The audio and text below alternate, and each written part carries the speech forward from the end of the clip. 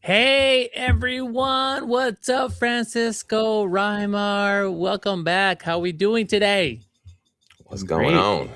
Doing great. I think we have a very, very special guest that's not going to be a guest very soon here around these parts. Very, very Ooh, big welcome to Raymmar. The entire office has been just waiting for this to happen. Somehow he ended up in our weekly wins as like a new hire because he's now just doing Imposter City. He's been featured like 3 times, but this time like everyone started cheering and people were super excited. So there's going to be a lot of excitement for today's weekly win on Friday. But yes, welcome to Foster City, Raymmar. Super excited to be here. Big transition. And yeah, it's going to be very exciting to be on the ground here in Foster City. And I can't wait to see what we do here in the community, local events, doubling down on these streams, et cetera, all across the board. Lots of fun coming. So what's up, everybody? I know it's been a little while, but here we are. I hope you got an official delegation, an official Foster City welcome at the airport, red carpet and everything. Like, That's right. welcome, Raymmar. So glad to be here. You're here. They did. The mayor was there. They had this like big sign. They took me in the Uber Black to the Escalade with like a caravan and everything. Yeah.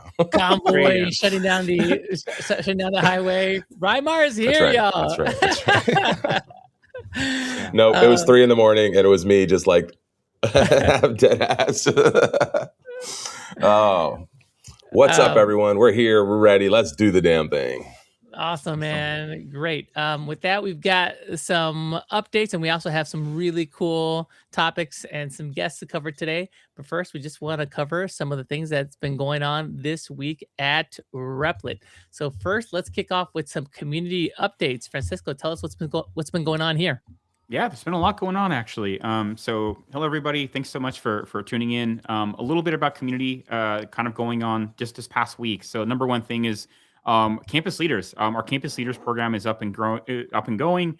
And we actually have Frederick, who joined the team recently. We haven't met him quite yet. We'll be having him on stream very, very soon. We'll be having a dedicated stream at the end of June that will kind of just be targeted towards students and folks across universities. And these are really, targeted to students that are hoping to really not only learn about the latest with AI, get ready for like the next iteration of the job force, but more importantly, bring their own, along their fellow peers into kind of this next generation. And the program prepares you not only to basically have the best and latest in AI tooling, but also be able to host events in person on campus and support your fellow students as well. So we've actually been having phone calls with some early students from around the world. A huge shout out to T from National University of Singapore, Irene and Chris over at UC Berkeley, and a few others, Saif, who did not only 1, but 3 events at Rutgers. So we've been having early conversations, and we'll be doing an onboarding in early June. So if you're interested in the program, please be sure to sign up. There's more information and more outreach going out next week. Very neat. I'm pretty pumped about this. Well, first of all, Frederick is awesome. Also, he tells me that he plays basketball, which is great. That's a plus for me. So when I'm out there, we're gonna have to test this out, see how good Frederick is. About to get dunked on, Manny. I know, right? Careful, man. He looks pretty good. I gotta be careful about trash talking people that I haven't played with, haven't done any scouting on. We'll see. Post a video of you getting crossed over. I know, right? Like, yeah, we'll have to don't go live on that one. That's gonna be recorded, and collect clips like me crossing them over. See, not so bad. But also, I feel like we're getting so much interest on campus, right? Like we've got Brandon Middleton on, who's doing a lot of great work for universities. Now we have Frederick, and I feel like we're putting in the infrastructure and the programming to meet that demand. Some of our top winners for build-a-thons have come off of college campuses. And there's just so much there, and there's also so much opportunity. I keep saying you should not be allowed to graduate university without learning how to vibe code. I think it's just it was a crime if you don't have a good amount of vibe coding hours under your belt by the time you graduate. You need to ask for your money back because they're setting you up for failure if that's the case. So excited about this. I think it's super necessary. Yeah, no, absolutely. And a huge shout out to Nani, who, had her app actually is generating revenue. I just got the tweet earlier this morning. I think it was top 12 in educational apps on the App Store again. So just Nani Bamboo. I know she's here. Thank you so much for updating us along the way, and congratulations on, the big launch. So a huge shout out to all of our teachers, our educators. Eris, great to see you from London as well. I know there's a lot of you. We appreciate all that you're doing. Yeah, and this is a big deal. I think just education generally, personalized learning is going to be one of the biggest growth sectors over the next handful of years. Obviously, we're seeing this transition in just what it takes to kind of prepare yourself for this new digital era that we're living in. And a lot of the schools are just not on the front lines for that. And so what we're seeing is lots of parents are stepping in, lots of forward-thinking teachers, obviously lots of these. I mean, I don't know about you all, but I've had a number of just students and professors reaching out to me over the years. So it's cool to have an official program here. But I just really see education being a big piece of how people use Replit just to customize their learning track. I know how much I've learned just using the tool. So I can imagine applying that to like curriculums and custom learning experience for students, et cetera. I'm really excited to see what comes out of these programs over the next few years. Totally. Awesome. Yeah. All right. We also have an update on our ambassador program. Yes, absolutely. So the ambassador program is still going. I appreciate everyone dropping their submissions. We have hundreds of applications that we're actually combing through actively. Our onboarding date will be in June as well. I think it's the second week of June. So a huge shout out to everyone who has gone ahead and submitted. We've begun to do a little bit of outreach. Starting next week, you'll get a big email from us. So if you've ever applied or submitted a form, you'll be getting a big update coming very, very soon. And yeah, we're very excited to bring on new folks. We have 40 ambassadors currently. We're probably going to almost double before the end of the summer, if not sooner. So there's a lot coming. So I would reach out to some of our amazing folks like Eris, who's in the chat, KG. Eric is always on as well. And yeah, just reach out to some of the members and you'll see how awesome it is. And I feel like it's a forum, but it's kind of a formality because like the ambassadors are kind of already surfacing they're already surfacing, right? Like by what they're doing, what they're posting, how they're involved in the community. So I keep saying it's like, don't wait to submit a form to be a Replit ambassador to act like a Replit ambassador. Like start doing it. Just start posting about what you're learning, what you're building. Start helping folks out either on the Discord or on socials. Like just be active and be out there talking about what you're doing with Replit. Absolutely. One other question. So what are the perks here, Francisco, for becoming an ambassador? Maybe you can talk a little bit about that. Yeah, no, absolutely. And first of all, Nani, it is not too late to apply. Now's the perfect time. We'll be sending out a full application early next week. So right now we're just kind of collecting, interest forms. What I'll say right now is for the perks, we have a lot of great perks. Number one is you're able to connect with basically all the most active community builders around the world that are building actively with Replit. This could be in-person events, online events, like creating communities. Andrew, who is our moderator on Reddit, is part of the ambassador program as well. You have kind of a variety of different folks doing different things. The second great perk is you get Replit credits, but like equally as exciting is you get early access. So a lot of our ambassadors have like sometimes we try our best to get them up to 2 weeks of early access for the build-a-thon, or excuse me, for the mobile launch. Actually, they had about a month in advance to be able to kind of play with the tool, and they really are shaping the tool for what ends up being the final feature. So for folks that use their mobile app and have kind of that little status bar that lets them know where where their app is currently or the project is currently with the agent, that was actually a suggestion from Victor. So huge shout out to Victor. He actually suggested that, and I went over to Samuel on the team and I was like, can we do this? Is this really, like, I don't know. It's like, yeah, sure, we'll figure it out. The next day it was already in beta, and shortly after it was fully launched. So our ambassadors truly help shape the product that are used by millions of people. So that's also very exciting. We also provide grants to be able to do in-person events and just a lot of resources for you to be able to kind of take your community building to the next level. Totally. Yeah. Our ambassadors have been so helpful, especially the early testing. Like leading up to a big launch, we're seeing how they're using the new version of Replit, taking their feedback. And I know the engineers and the product designers and product managers really appreciate that. A lot of changes have come after we've let them loose on it and gotten their feedback and sent it over to the team. Yeah, no, absolutely. And a couple of questions here. Do you have to host in-person events? Do you have to do this? It's very open. Actually, we try to have a variety of different people. Some people are creating amazing content online. Eris, who you see here often, is helping us moderate a lot of, different of our build-a-thons. KG is helping moderate our chats. So really, there's a little bit of everything. But yeah, I think always kind of showcasing what you've been building or folks that are actively building with Replit and doing others for their community nearby always kind of helps flag your application. Yeah, for me, it's building, sharing, and helping. So we see like Nami, for example, she's building in public. She's sharing her updates. We see people sharing like what they like about Replit. We see people helping in Discord, on socials. So like I think those are 3 big categories. Yeah, absolutely. And then we'll be dropping in. It's always a Replit community. Like the homepage is always the best place to get the latest information and be able to drop in your info there. There'll be a lot of updates coming next week, so you'll see a couple different changes popping up soon. But that's always the best place to get more info. Cool. What's going on the events world? A lot. There's a lot going on around the world. I think we're kind of ramping up finally on events, which is just really exciting. It's been really cool to see. We've had events Sao Paulo, London, Accra, and Istanbul just in the past 2 weeks alone. It's been absolutely amazing to see. There's just 2 photos. I'll be kind of showcasing this a lot more moving forward. And we have a lot of upcoming events. We have an event coming out of Lima, Jose Carlos, Accra again with Edzembubu, Toronto with our ambassador out of Canada, who's absolutely amazing. And of course, New York, we have Vibecon, which Manny will talk a little bit about later, but we also maybe have some few satellite events coming up very, very soon as well. I think the New York office is very excited to meet with everyone.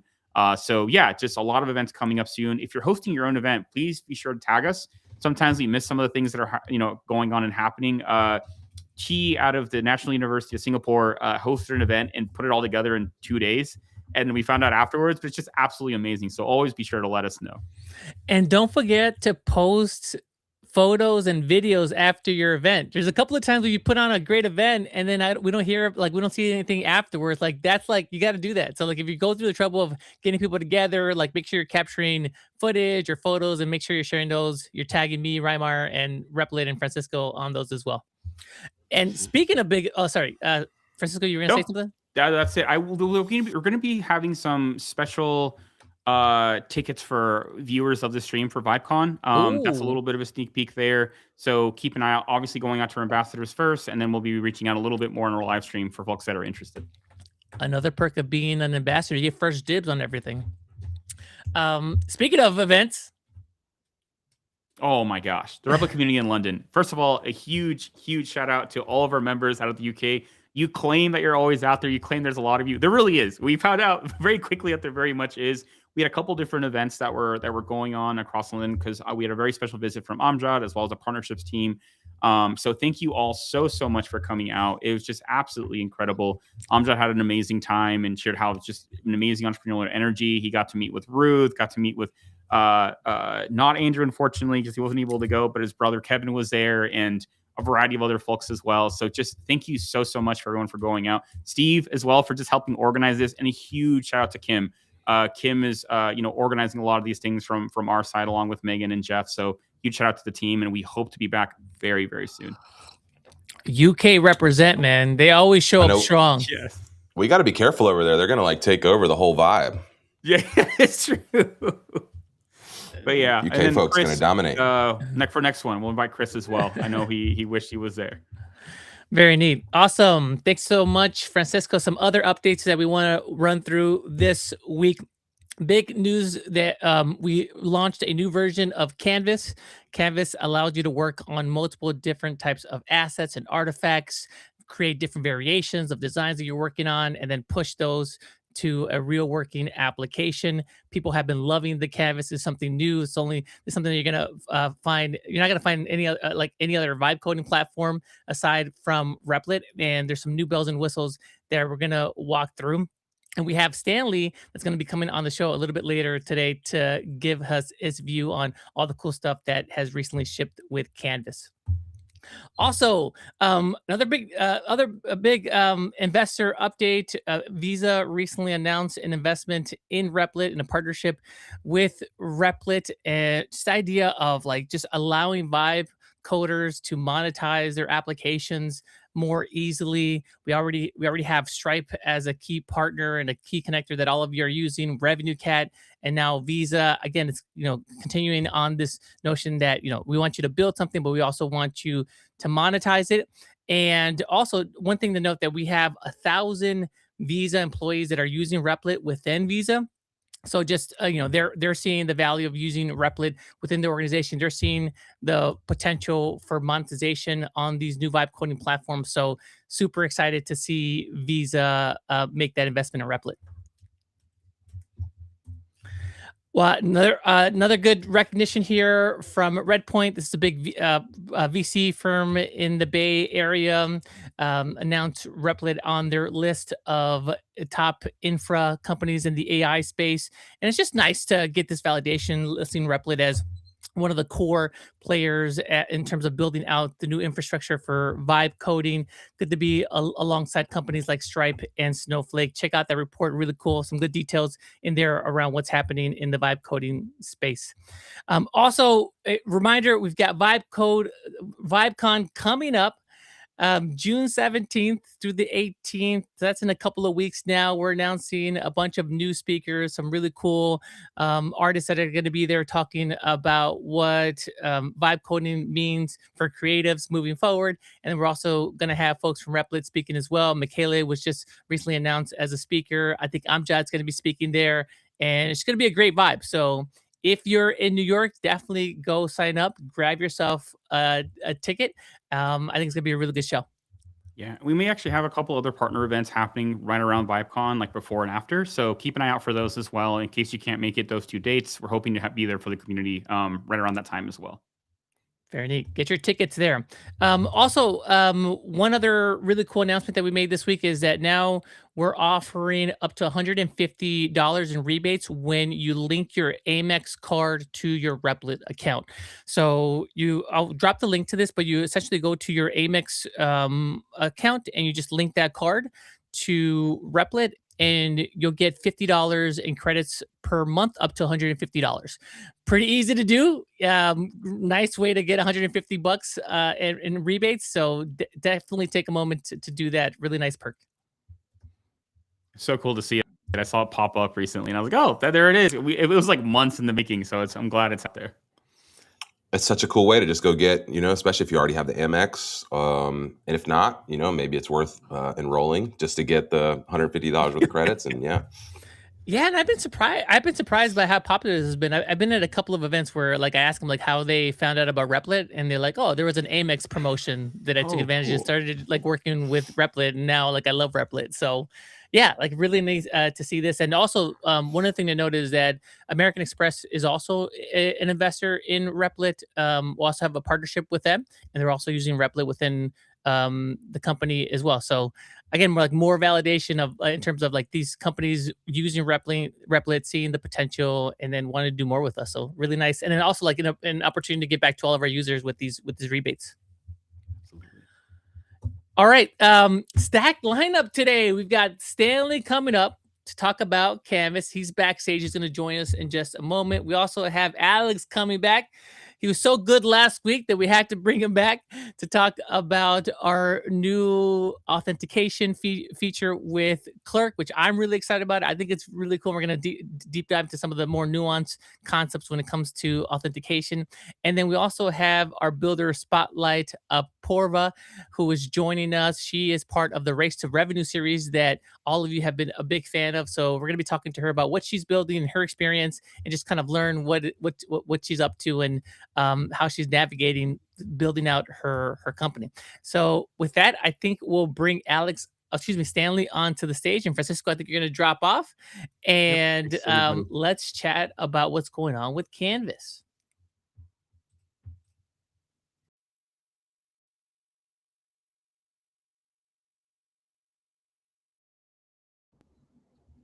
Hey, Stanley, how's it going? Hey, I'm good. How are y'all?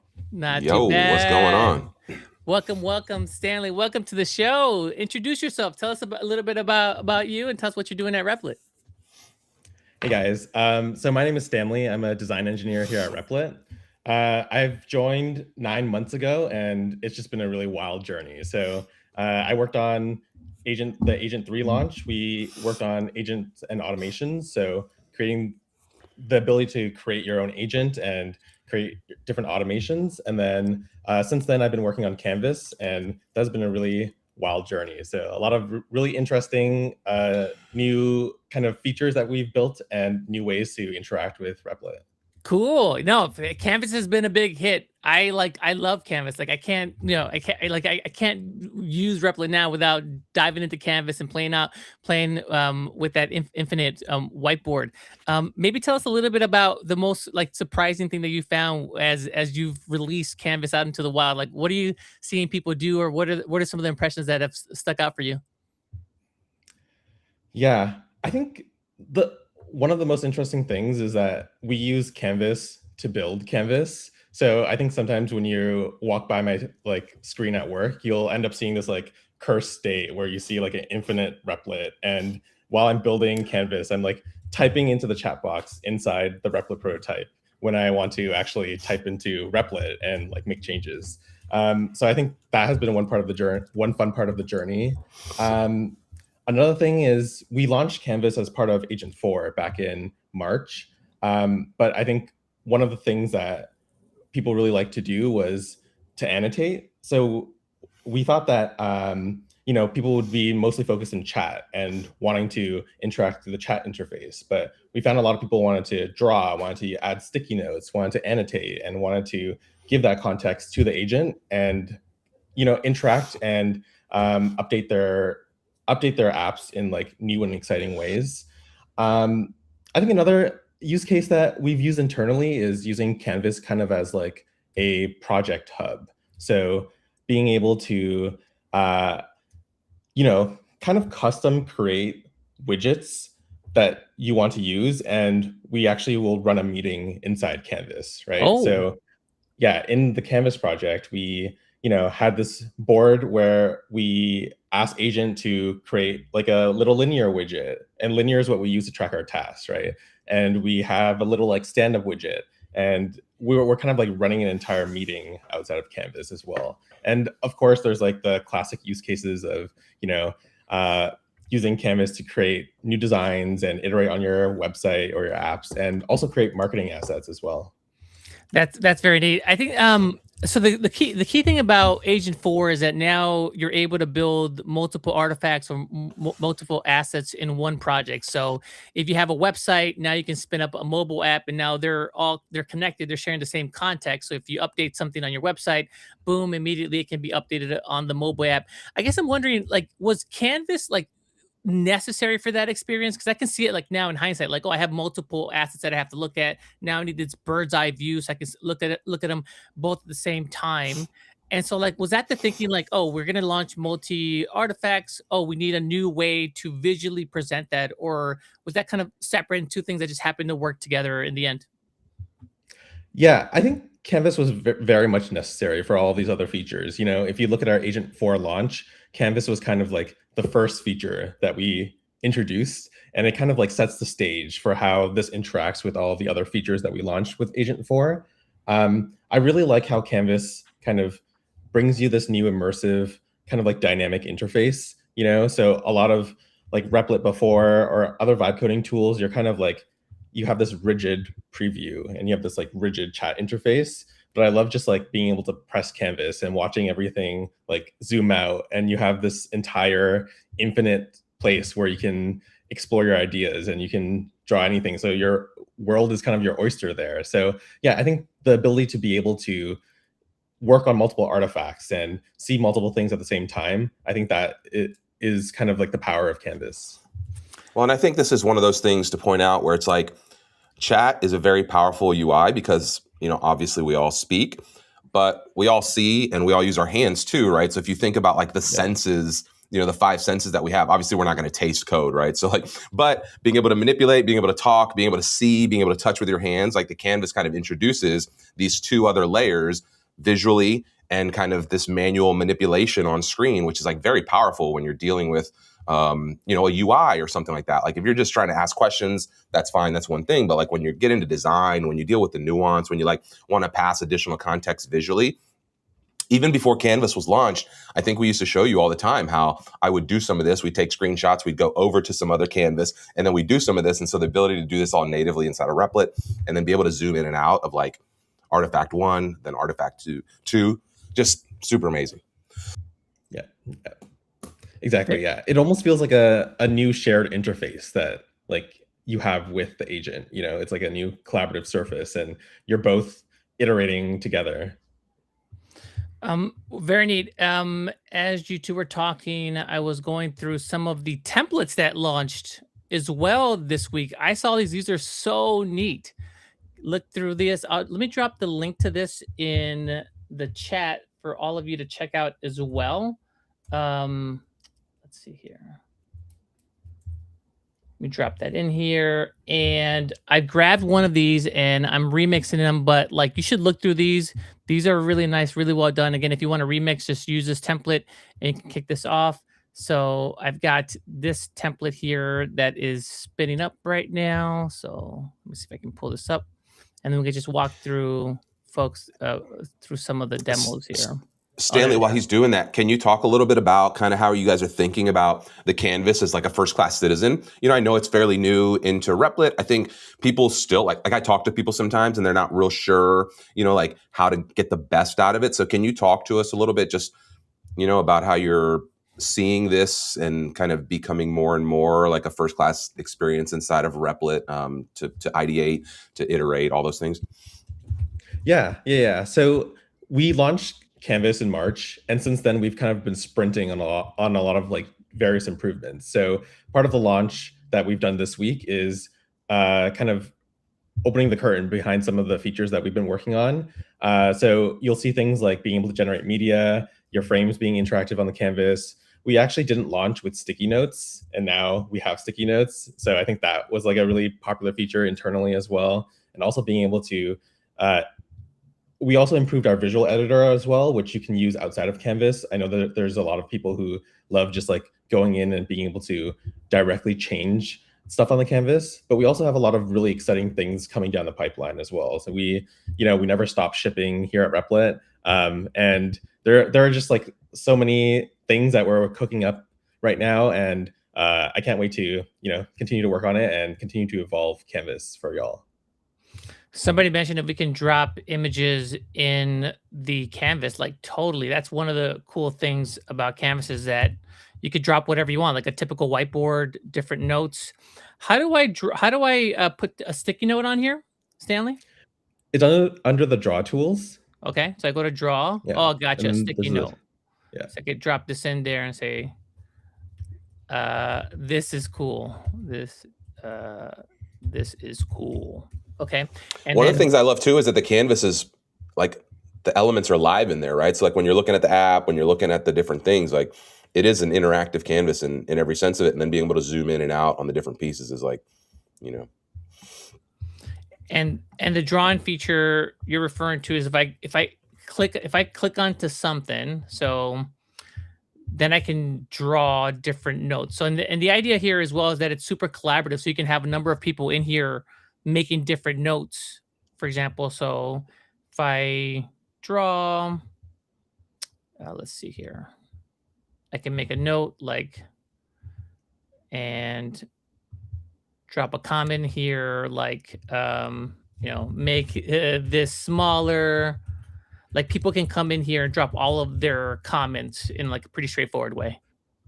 Yeah, exactly. And this is one of those places where learning the short codes is great, right? Like A for arrow, T for text. Like as you're switching between these tools, this is one of those places where shortcuts can save you a lot of time too. Mm-hmm. Yeah. I love how, if you've ever iterated on an app, you've gone through that experience where you're typing into the chat and you're like, oh, the heading on this page, but not the first heading, the second one down here with this title. Like, can you make this following change? And I love the ability to just like, I could just circle it and then give the agent that context. And I could just add a sticky note. I can do multiple things at a time. And then the agent has that ability to understand what's going on because it has the view of the canvas. Mm-hmm.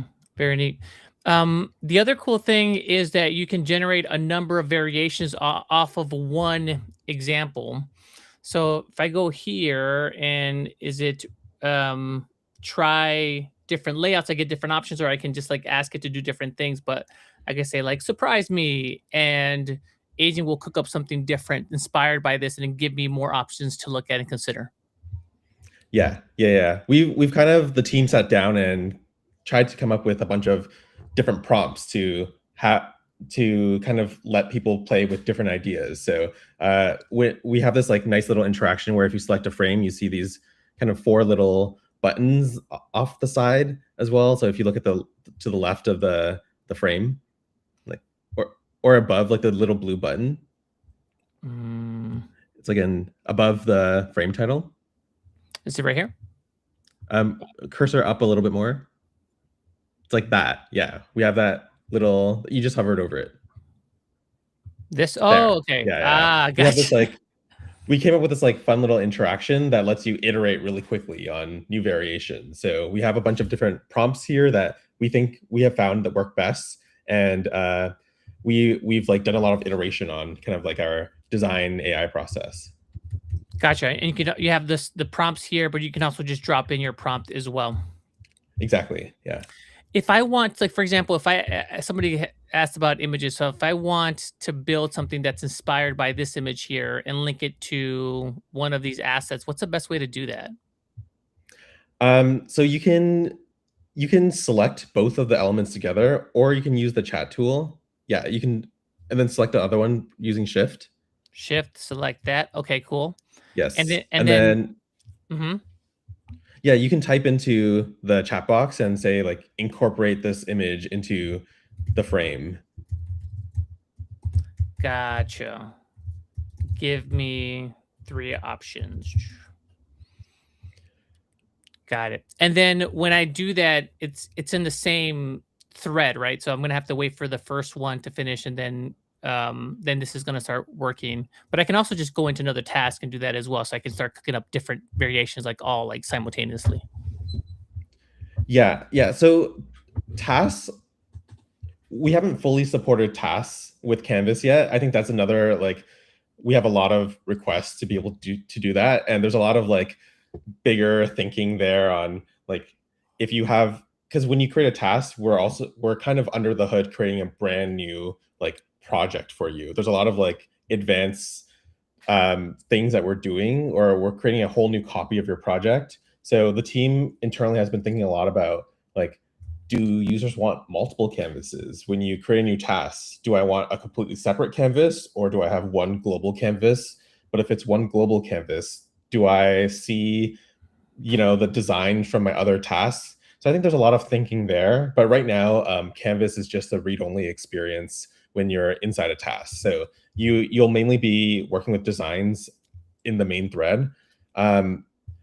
Yeah, and then we've optimized the agent to be able to work on design tasks in parallel. So if you shoot off a bunch of like small iterative design tweaks, the agent is smart enough to know that these can be worked in parallel. Or if I work on these in parallel, I won't like step on the other agent's toes. So you'll get an output a lot faster.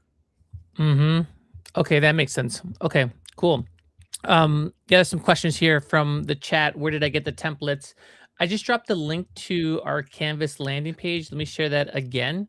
So just head over here, tells you a little bit more about Canvas, how to use it. And then there's some really nice templates that we shipped here. So check these out. Scroll here. These are fun. And then you can click on it. It can tell you what types of assets are included. And then you could just use this template as you want. If you want, you can also check out the preview. So a great jumping off point, I'd say. Yeah, if you go to the Replit homepage, like when you're logged in as well, if you click on design, you'll see these templates as well. So that's new. Yeah. The team did a really great job with these templates. When I saw them, I was like, wow, I did not know that you could create something that's so interactive and so immersive. Some of these are really cool. Yeah. Well, this is one of those things where like a lot of people, especially on the builder side, are not as design heavy, let's say. And so having like great starting points and places for inspiration and just having these libraries on hand. But then also if you are a designer, seeing some of these things and being able to know that like you can bring your aesthetic into some of these vibe coded apps. I know a lot of people, they see like, oh, it's a vibe coded app. It's, you got these purples, you got these like real generic designs and layouts. And like what you're looking at here is none of that, right? Like this is like really nicely designed stuff. And so knowing you can do these kind of things in Replit is a confidence booster for sure as a creative / design oriented person. Yeah, for sure. Great call out, Raymmar. Like, yeah, you there's like that vibe coded feel like that you always see, like the button at the top, or the pill at the top, and the purple gradients. Like, I think here, like, this is a good jumping off point to like stay clear of that. These are great. Awesome. So let me go. Well, these are the kind of things that really help separate your app.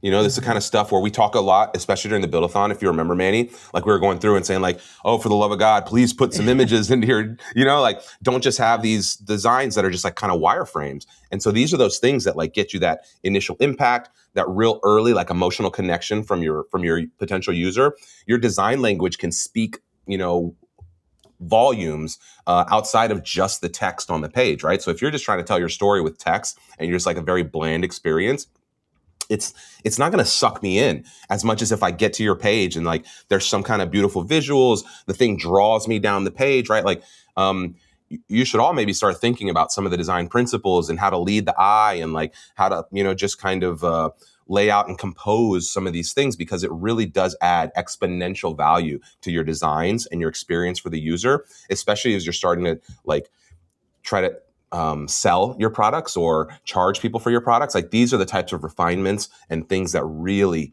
really help kind of take that experience to the next level for your users. Totally. So I'm back here, and it looks like I've got my design incorporated into that LinkedIn post. Again, I wanted this image here. So now I have these to look through, and then I'm in canvas mode. And if I want to go into one of these, I can click on preview and just, I was going to say, maybe show people that it's responsive in there, because I think you got your design cropped a little bit. So one of the cool things about the canvas is that it has some responsiveness. I think this is interesting because you kind of blended two totally different things here. So it'd be interesting to see what like the agent came up with. But yeah, people should know that like some of these canvases, like if you zoom out of this, that, these elements are sometimes responsive, and you can go and kind of like, you see how it's got it. Yeah. Pull this? Like grab that. Yeah. There we go. Dude. Yeah. Mm-hmm. So you can see the full thing there. That's neat. That looks much better. There's another cool feature that we shipped as well. Like now you can generate images and animations or videos for that, Stanley. Like, tell us how to do that. Yeah, so if you look at the toolbar, there's a generate button. Yep. This is new, right? Yes. Yeah. Oh. And then we have different options for you, but if you press, maybe let's do a video. Okay. Video here? Yes. All right. Oh, okay. Yeah, animate those colors now. Okay. It's not quite or I don't know how the agent would do on animating these colors, but if you want to create like an animation, the SVG option might be the better option. But here let's just see what it does with a video. Yeah. So gotcha. So do I have to give it a reference? Do I have to link to something so that it sees the inspiration, or should I just have it like? Should I just call out this particular design? So this is actually a change that's coming down the pipeline, is that we don't yet have the ability to link this creation to your existing frames, but we're working on that. So there's going to be like an ability to reference the things that are already on the canvas. But if you want to do that, you can ask the agent to do it in the chat panel. So this is kind of like a separate like generate experience. Stand up. Well, and this is one of those things, I think, again, we should call this out, because you could go to any of these models kind of individually and do some of this stuff. But the fact that you have them all inside of the same canvas, that they have context of your code base, that you can kind of like leverage these tools in line with all the other stuff you're doing, that's the real value here with Replit. I hear a lot of people talking about, oh, I'm a Codex person, or I'm a Claude Code person, or I'm a whatever person. It's like, okay, but now you're only using Claude Code, or you're only using Codex, right? Whereas with Replit, you get access to all the models, right? And whatever new comes in, and you're not beholden to like any single one, we're always going to put the best models in place to do the thing you need to do. That could be giving one model for design, another model for image gen, another model for code, another model for security. We talk about this, and then having the architect and the agent kind of see all those things, pull it all together, allow you to visually manipulate it on the canvas and connect all these dots. There's nobody else on the block doing anything like that, right? So like you can go and play with the other platforms, but you're sandboxing yourself inside that little vertical versus coming and playing a Replit. You got access to all the tools, right? It's like the best toolkit, and the toolkits, we're always adding more tools to that kit. Yeah, totally. Somebody just mentioned like so much to play with in Replit. Yeah, there's like a bunch of stuff to play with for sure. I just clicked on this image here, and then it gave me the option to generate this as a video, generate media here. So we'll let that play out. Very neat. So those assets are, so you can generate video, you can generate images. The other thing is generating SVGs. I think people are a little bit less familiar with SVGs. When would you generate an SVG over a photo, for example, or an image? Yeah, so we actually had a lot of, this is funny because we chatted a lot about this like internally on how to best display this, I think this is kind of like one of those situations where like, if you know, kind of, and we wanted to kind of like democratize that kind of information.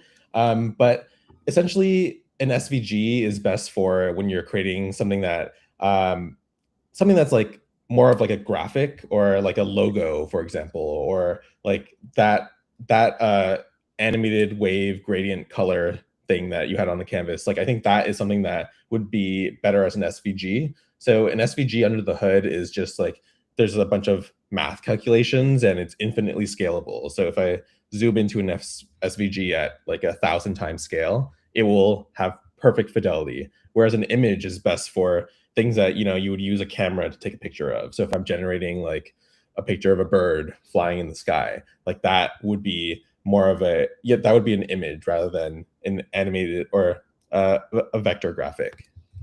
Makes sense. So if you want something to scale, like if you want something to be responsive, like you just saw me earlier, like making something bigger and smaller, and you want the pixels to be just right, use SVG. Tend to be a little bit more minimalistic, but if you want a lot of detail, then maybe generate an image. Yes, yeah. That's not necessarily the case that SVGs need to be minimalistic. Like if you saw the things that people are doing with SVGs now, it's wild. For those who don't know, SVG stands for Scalable Vector Graphic, right? And so a vector graphic is a math, like basically it's like saying, hey, mathematically, this curve goes like this. And so it can scale to whatever dimension. So yes, those are scalable without loss, correct? Versus like a raster image, which is like a photo or something like that. All right, so this is my video that was just created. Let's take a look here. Okay, so here is the starter image. Here's the video.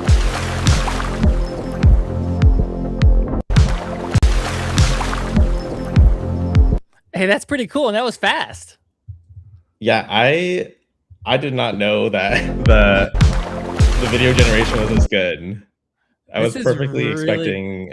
And the audio came from it too. That it did the audio too. Yeah, there's an option here. So if you go here to media, there's an option to generate audio. So I just clicked on that, and yeah, I got options. I guess Stanley, like, all right. So what's the cost here?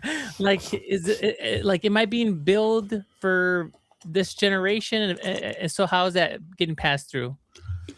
Yeah, you are being charged for this. So it is under your usage page. If you go into your usage page, you'll see like costs associated with this as part of like your project. Yeah. Okay, this is cool, man.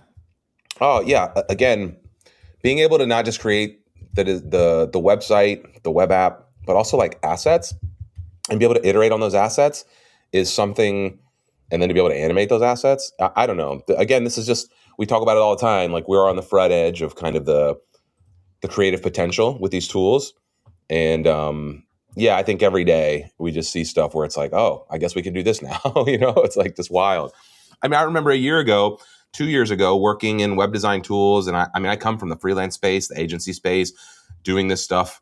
And like the team it would take to do something like this, right? You have to like ideate, send it to the designer, and then get the developer on board. And then the designer has to try to translate this to the developer. And then the developer has to think like, oh, am I actually doing what the designer wants? And so like again, for you to be able to go and see and manage all this in one place is just next level. And I can't imagine, as this refines, as this experience kind of smooths out, and you all just keep pushing it here, where this might go. Yeah, people are really loving this. Yeah, wow, this is great. Yeah, especially like somebody else mentioned, Ruth, like mentioned that you can do like different social media assets. So like LinkedIn, like carousels or images, you can just all do them here in Replit, do multiple different variations, and it can be very efficient. So I would say like maybe you have like different texts and different taglines and different things you want to have across a campaign, like maybe like 10, 20 different assets. I'd go into agent and say like, okay, give me a standard template, do like one for each one of these talking points, and then like generate this image for each one of those, and then let me see them on the canvas. Okay, I like this one, I like this one, cool, that's what I'm going to ship for my campaign next week. Okay, let's take a look. Let's see how these turned out. I think I'm gonna have too much fun with this weekend. Okay, so whoa, okay, this is wild. Okay, so this one I said like, have it like come to life and chase a rocket. Okay, you hear? Does the sound coming through?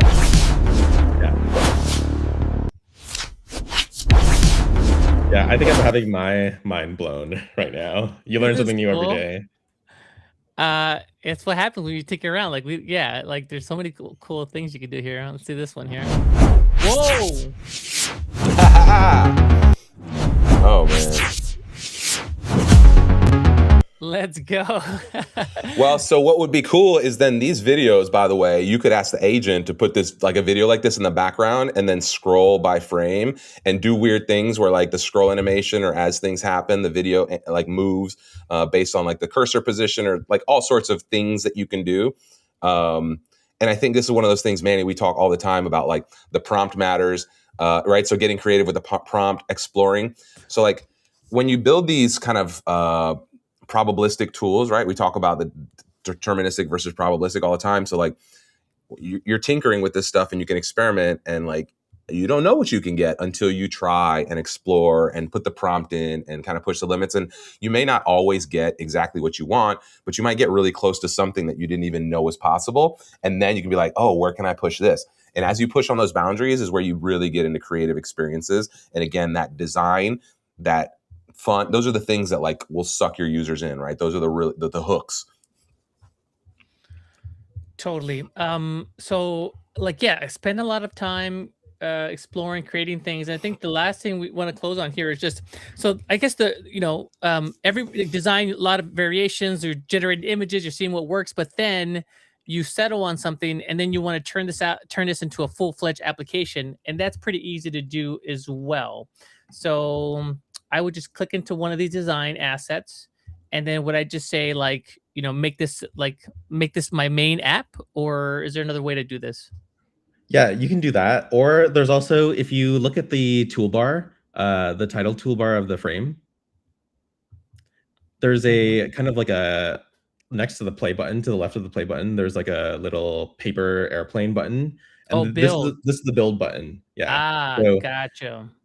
This allows you to, if you have an existing artifact and you're kind of like exploring designs for that artifact, you can apply it to an existing artifact, or you can create a brand new artifact. And the thing I love about Canvas within Replit is that Replit's like the only platform that allows you to, design and build and publish all in one platform. So all the designs that are created, you can publish it and have the world access it.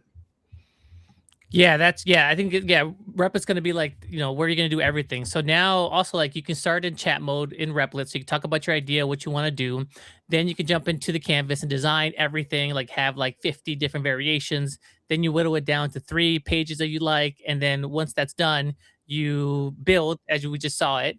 And then boom, like you're off to the races. Yes. Yeah. It really does feel like the future when I'm using it.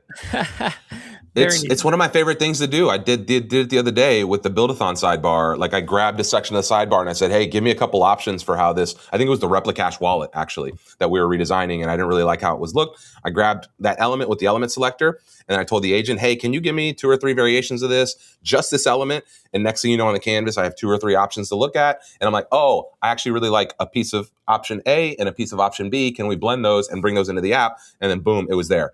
Right. And so it's like, iterated, didn't really have to mess with the app. I was able to put this stuff on canvas, give me a couple options. I really like this, that, and the other, and then boom, reassemble it into the app. And now I had my new UI. Amazing. Cool. Awesome. Stanley, thank you so much. This is great. I think you just tied up a whole bunch of people's weekends here, saying like, there goes my weekend. They're going to be playing around with Canvas. What's the best way for people to connect with you or follow your work? Is that LinkedIn, X? I know you're on X as well. Like, should people just be sharing what they're building, posting it on X and tagging you? Yeah, for sure. Yeah. So my handle is STANHUAN on X, and then similar on LinkedIn. So find me on the platforms, show me what you're creating. I'd love to chat with y'all. Love it. All right. Thank you so much, Stanley. We've got to have you back soon. Awesome. Thank you so much.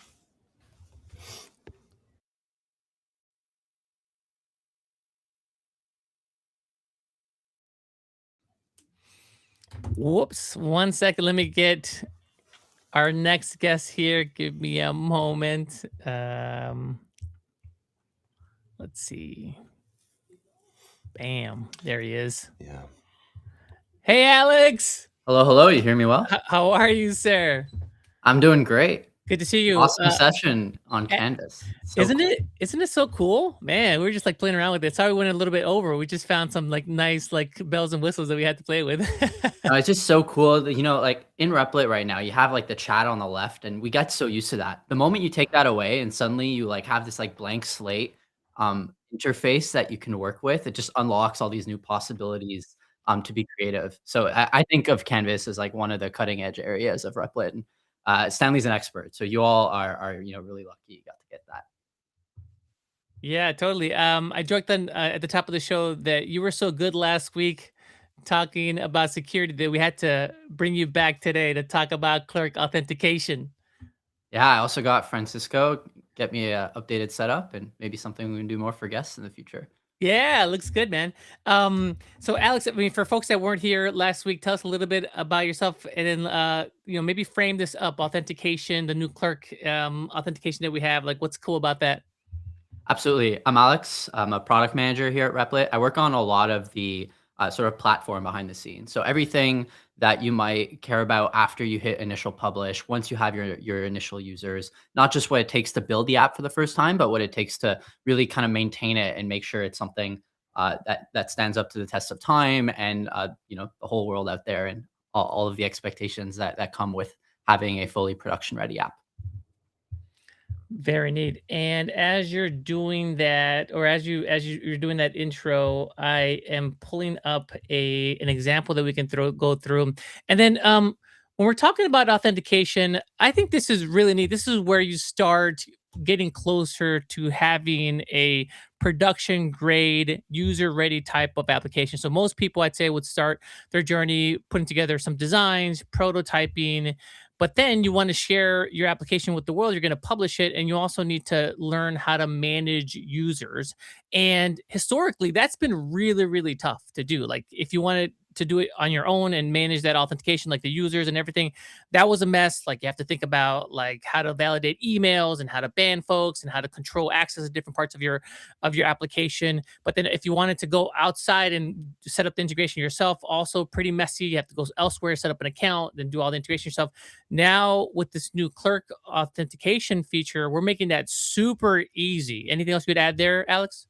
I mean, yeah, you're right. And definitely auth, I think, is one of those, and what we're going to be talking through today is one of those areas where you can have a wow moment in Replit. I think like a lot of the folks in chat, you've used agents. Like there's ways to create, really nice landing pages, really nice prototypes in a lot of spots. But as you're pointing out, Manny, like there's like a chasm to like that next step of adding auth that, just a few months ago, unless you're a software engineer, forget it. It's like even if you try, it's not going to be secure. You're going to open yourselves up to a bunch of vulnerabilities. It's not going to look quite the same as if a software engineer did it themselves.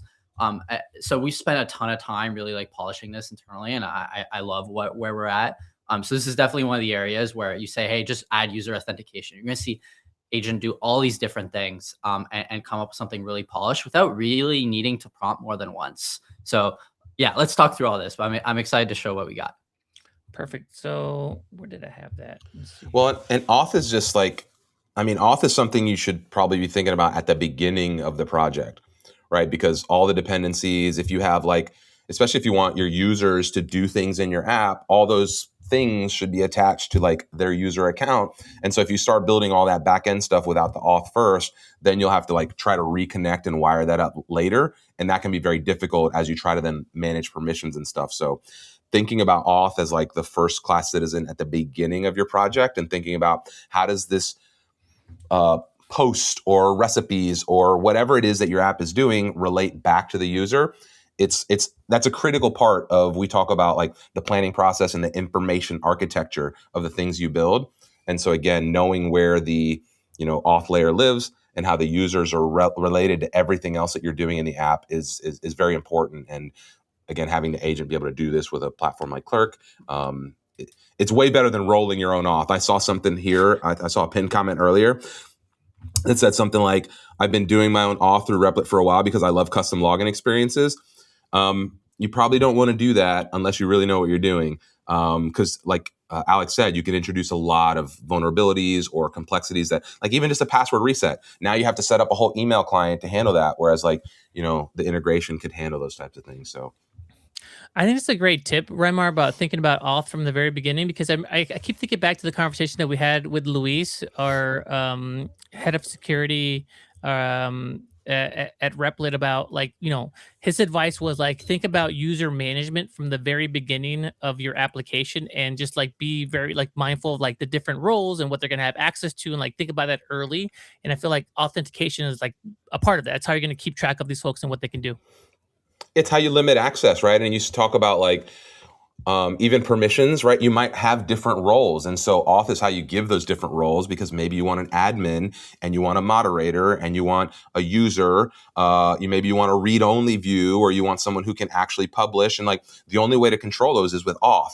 And if you don't think about that ahead of time, right, there's some kind of middleware usually that the agent will build that says, hey, check the auth to make sure they have access to this. So if you start building all these features and then you don't have those user accounts set up, you may forget to like lock down some of those features.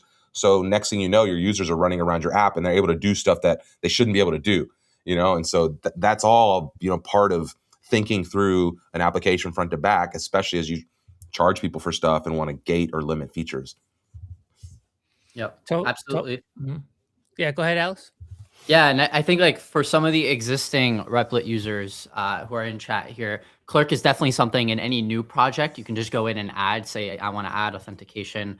It's nice to add with Clerk as a specifier. And for those who are experienced, you might be familiar that we had a previous auth solution before. So definitely, Manny, I think something that would be useful to talk about in the session is how they compare and, what are some of the pros and cons and when you might want to use one over another.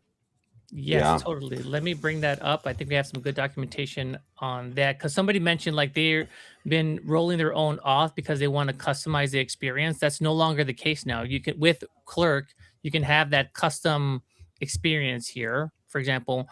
And the other key thing here, so let's take a step back. We had Replit Auth for a while. That worked well.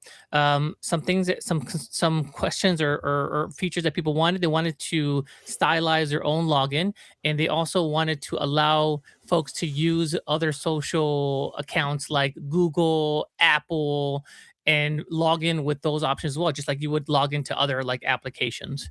And so now with Clerk, you can do that. And here's like kind of the difference here. So you can fully customize that experience. So if you're looking for that custom login experience, Clerk is going to be the way to go.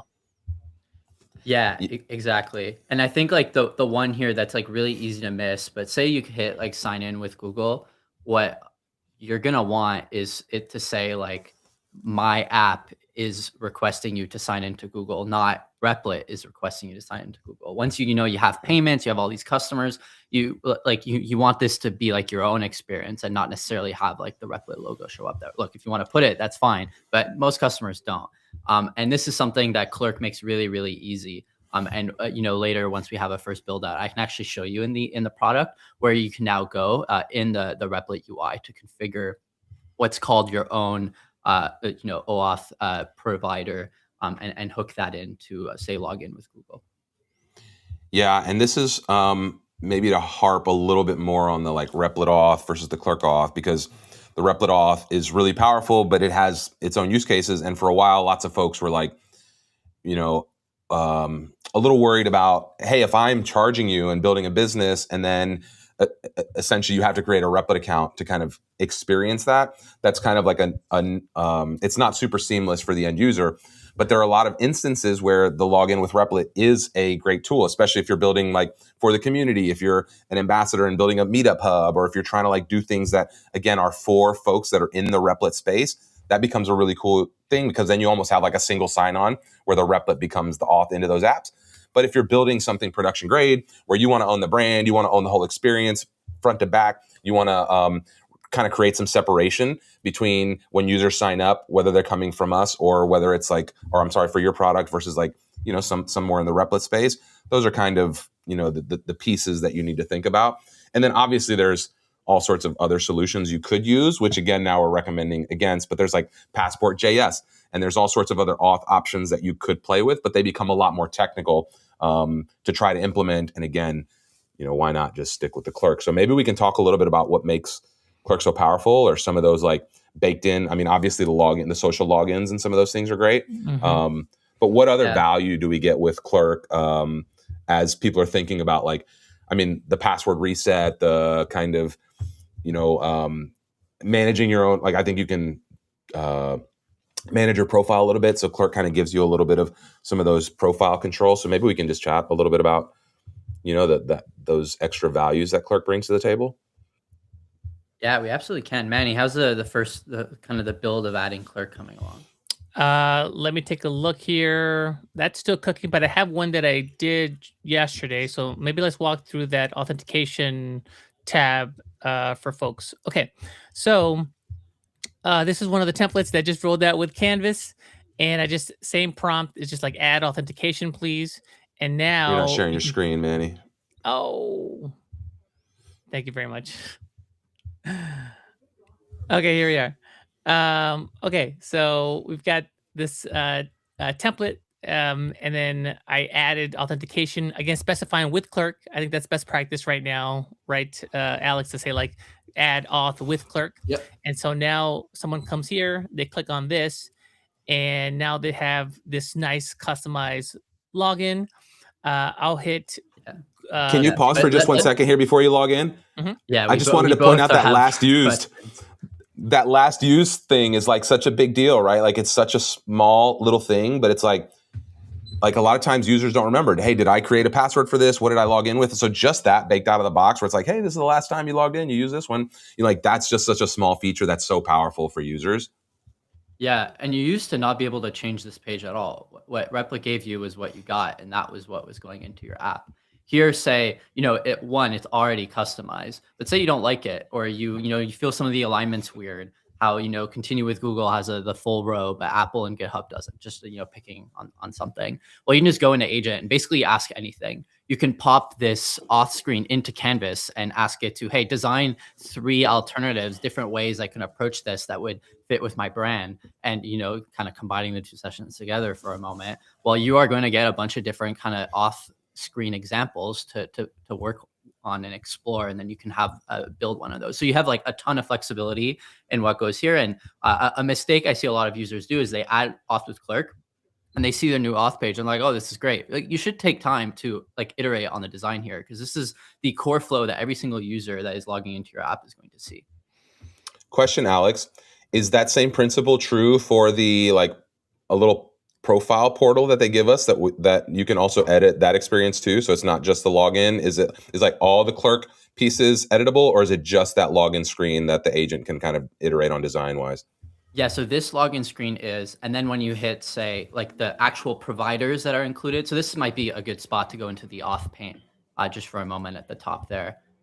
So now when this is set up, I can go into tools and files, and I can search auth, and now I have this new tab that is being shown here. So maybe walk us through this, Alex. Yeah, so there's lots here already. You see, this is where you land on your list of users. For those who have used Replit Auth in the past, you're already going to see a difference. There's a split between development and production. This is so important to us at Replit. When you're working in your dev preview, you should not be touching what's in the production list. This just gives you a great kind of sandbox to iterate on all the things that Raymmar was emphasizing earlier around permissions and things like that. So here you have a split. Once you publish, if you log in the published app, your user will only show up in the production list here and not on the development side.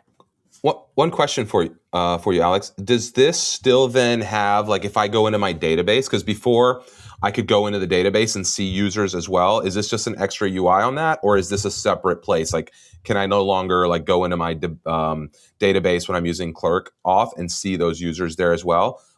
This is just a kind of a question. Yeah, this is in addition. Yeah. Okay, great. Yeah. Yeah, and if we go into the configure side of the auth screen, so there's the second side.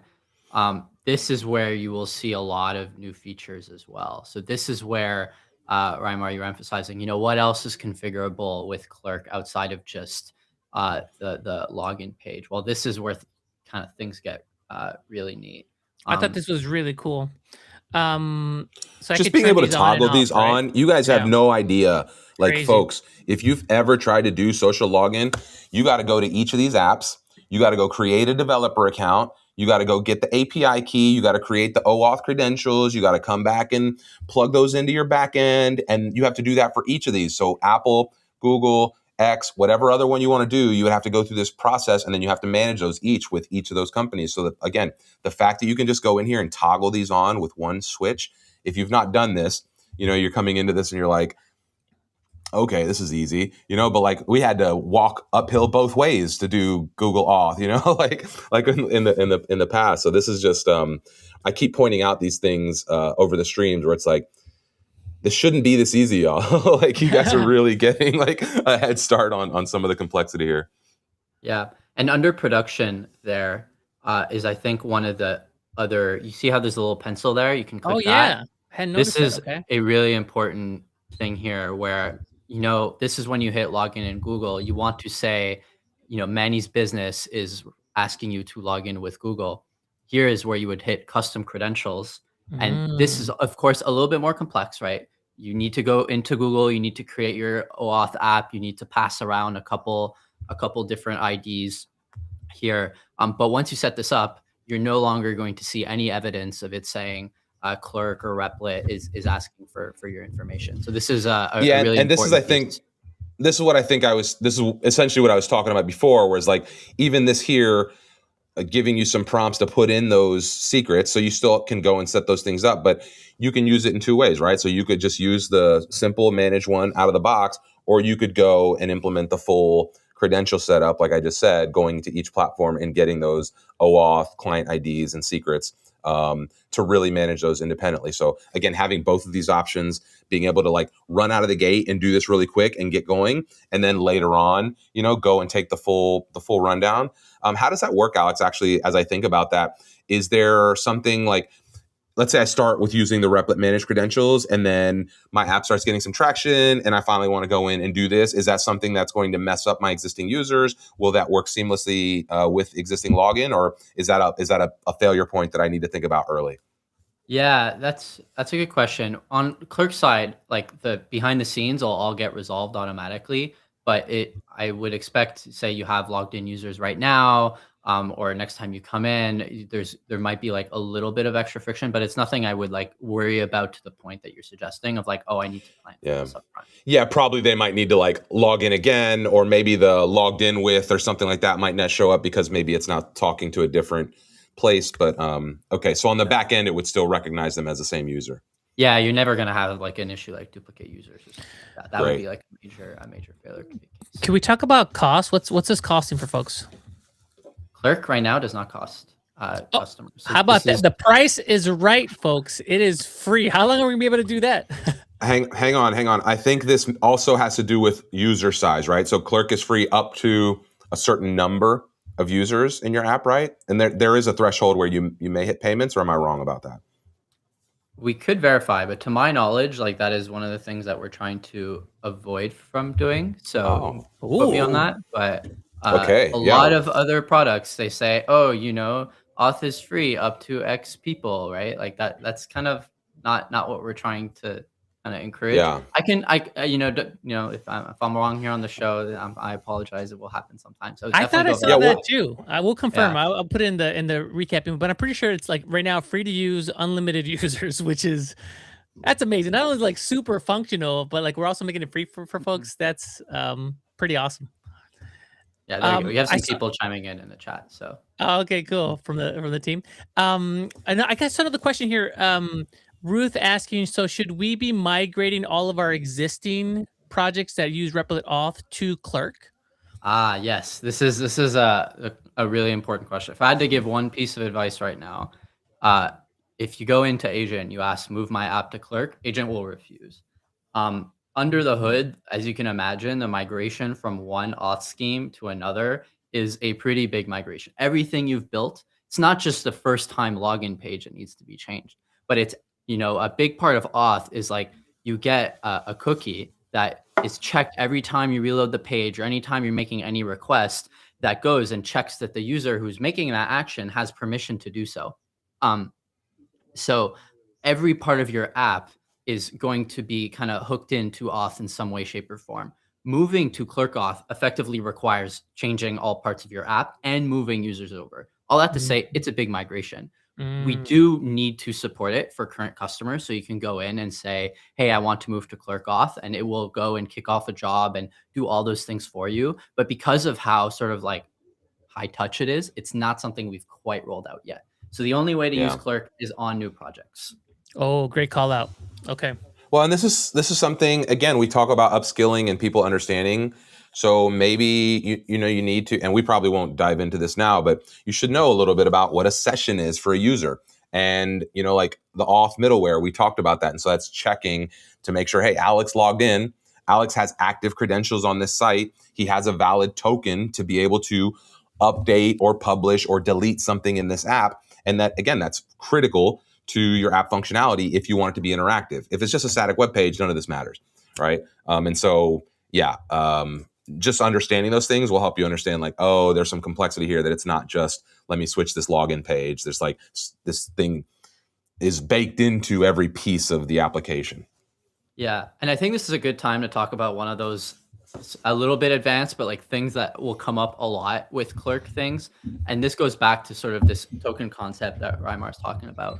A big thing that happens where you can get a little bit caught with Clerk right now is when you also have a custom domain. So this is something I really want to talk about on the show today, and I'm happy to kind of go on a little spiel about this.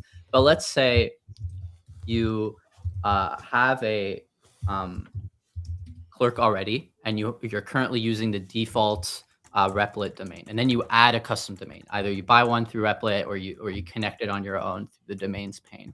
Well, this will require you to go update some things on the Clerk side to make sure Clerk knows what your new domain is. So in general, authentication and the domain are like a little bit coupled because of security things. Like you can't have like traffic from like third-party websites relating to your authentication. Typically, like a third party adding cookies to your website is not something that's typically done. So in general, whenever you have a custom domain and you have Clerk, you want to be a little careful and check that the networking is still right, both on your custom domain side and as well on the Clerk side, depending on which one you're changing.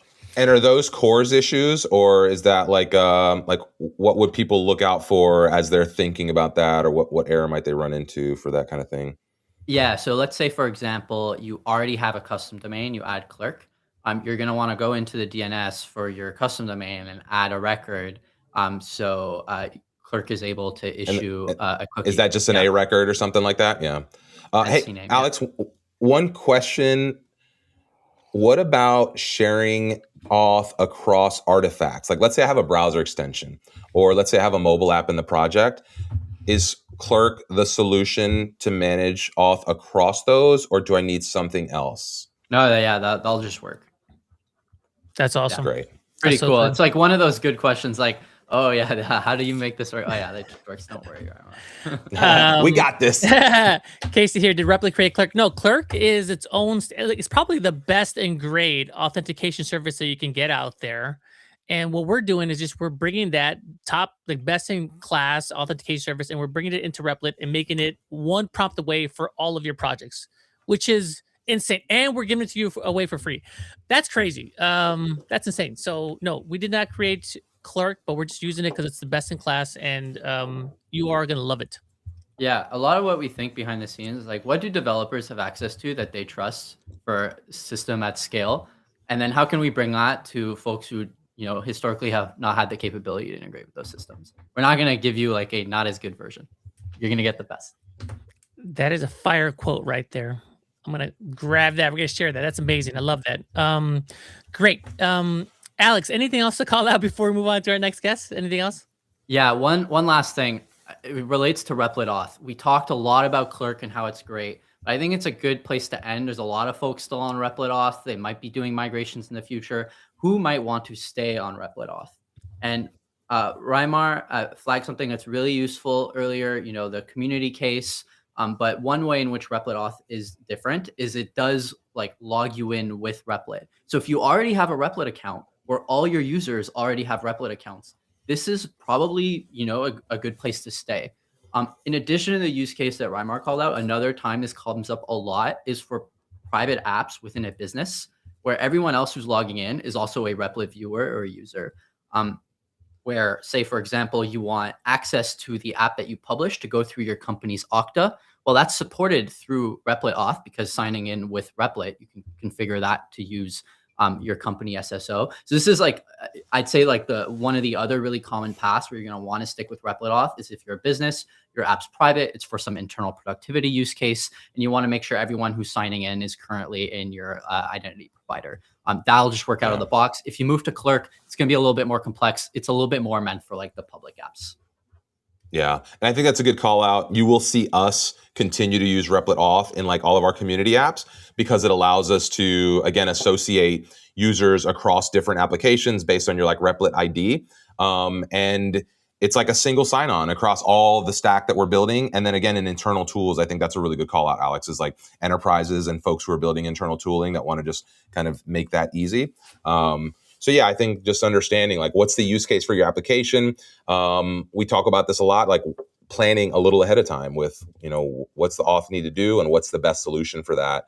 So yeah, this is a great kind of overview of the different options inside of Replit.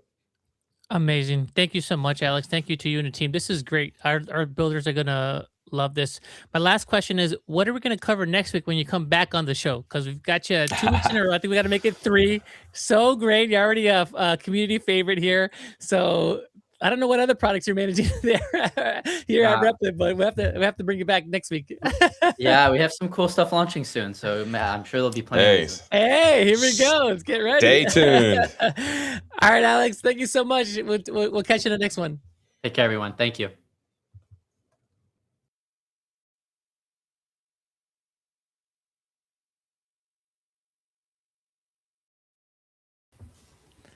Hey, Apoorva, how's it going? How are you? I'm good, Manny and Raymmar. How are you guys? I feel like I'm making a celebrity here. I've been watching you on the Race to Revenue. The production value is amazing. Let's play a little bit of some of the clips that I've been seeing of you while you introduce yourself to everybody on the chat. Okay. So maybe like tell us about yourself, what you're building. So my name is Apoorva. I'm building Peterie. It's a two-sided marketplace for mobile pet businesses, and we're starting with mobile groomers. A lot of the businesses that we work with are within the local suburban area of Austin, Texas, and we are building a community-based platform where you increase the amount of accountability that there is in the quality and the service. And the reason why we're building this is because my personal experience with my dog named Fluffy, he was unfortunately forcefully euthanized without our family's consent. So we ended up kind of being traumatized by that situation, and we didn't end up getting another dog. So I think that left like a lasting impact, not only on our family, but our extended relatives, family, and friends. And we realized that this was not like an isolated event. Different sorts of situations were happening across the span of like quality of care. And I think that that exists because there's no community in place that can hold people accountable for the quality. And I think that's what we're trying to build, is just have like a positive community that lets people who are doing good work learn more about the pets and the people and provide the service in the right platform. How old were you when that happened, that incident? I was probably 22. So we got the dog when I was like very young, like in high school. And then it was the dog that kind of I grew up with. So it definitely had an impact on our family. And like, I think my mom was affected the most because like someone in the family like bonds the closest with the dog. And I think that was my mom, because he stayed with her throughout all of the phases. And it was just unfortunate because like no one was with him. They were all out of the country, and no one was there to kind of like be there when he was going. So, and I think it just was like, why does it have to be that way? It doesn't really have. Can you tell me a little bit about how the app, you said there's some community features, and obviously that's like a traumatic experience. I can't imagine like, what, they forcefully euthanized the dog. So like, tell us, I mean, that's the inspiration, but tell us then like, how did you get into building, and what's the app kind of like from a community standpoint? You said like, what's the value it's offering, and how does it kind of make sure that that doesn't happen to one of your users or to somebody else? So the reason why the app is like, the reason why I built it on Replit is, first of all, Replit makes it so simple to execute in building the application and talking to the interface. And you don't have to iterate so many times and explain yourself. It kind of understands what you're looking for. And it was definitely a labor of love to get it to the point where we're like, hey, here's what we're building and here's what we're doing. And we host events throughout the community. So they're like little pop-up events that we partner with local businesses with, whether they're pet businesses or otherwise. And we share the application with the community pet parents, and they sign up, they post on our community feed, or they reach out to the businesses directly on our application to talk to them one-on-one. They review it after they've had the service. It's a very like intimate experience. There's no like, oh, like you book online and then you come in, you cancel your appointment. You kind of build this relationship with the pet business that you are working with, because they're literally driving up to your house to groom your dog. So you have this like one-on-one relationship through the app that's built on Replit. So I think Replit's kind of like enabled that and allowed me to embody that at the events and speak so passionately about it. So I think it's very easy for me to be like, hey, you need to know about Replit and what we're building, because it just kind of almost emulates what the community wants, which is a platform that's trustworthy, but also you can build on it without going through too many hurdles. How long were you sitting on this idea? And was it something that you considered doing before using Replit, or is it something that was only made possible because of a tool like Replit? I think I've been sitting on this idea since like 2019 when my dog passed away. So, and then in 2020, the pandemic happened, and I was at home quarantining with my family, and they had recently gotten a dog, a golden doodle. And we were all just like, we need to build something where people can talk to each other and there's like a level of accountability, and people just don't feel like they're like hyping up their own business just to tell you about what they're working on. And not until I like discovered Replit and started building on it actively did I have a platform where I could make this happen. Like everything would have cost me over like 20K. Like any developer that I talk to in the country or outside of the country were like, yeah, this is going to cost you like $6 to $7 grand just to build an MVP. And I was like, that seems quite impossible for somebody who's just trying to like build an application to talk to people and, build a community. That seems quite egregious. And then when I found Replit, I slowly started digging into it and making my own edits and like sharing that with community members when I was hosting these events. And some of these community members are actually software developers that were like, you built this on your own? I was like, yeah, I did. And they would just be like surprised by the enormity of like the different features that were there and like what I was building. So, that was a cool way to kind of almost get a ticket in the door with their dog. They were like, oh my God, yeah, I want to be on this platform. So well, and I just want to double click, I think is the word.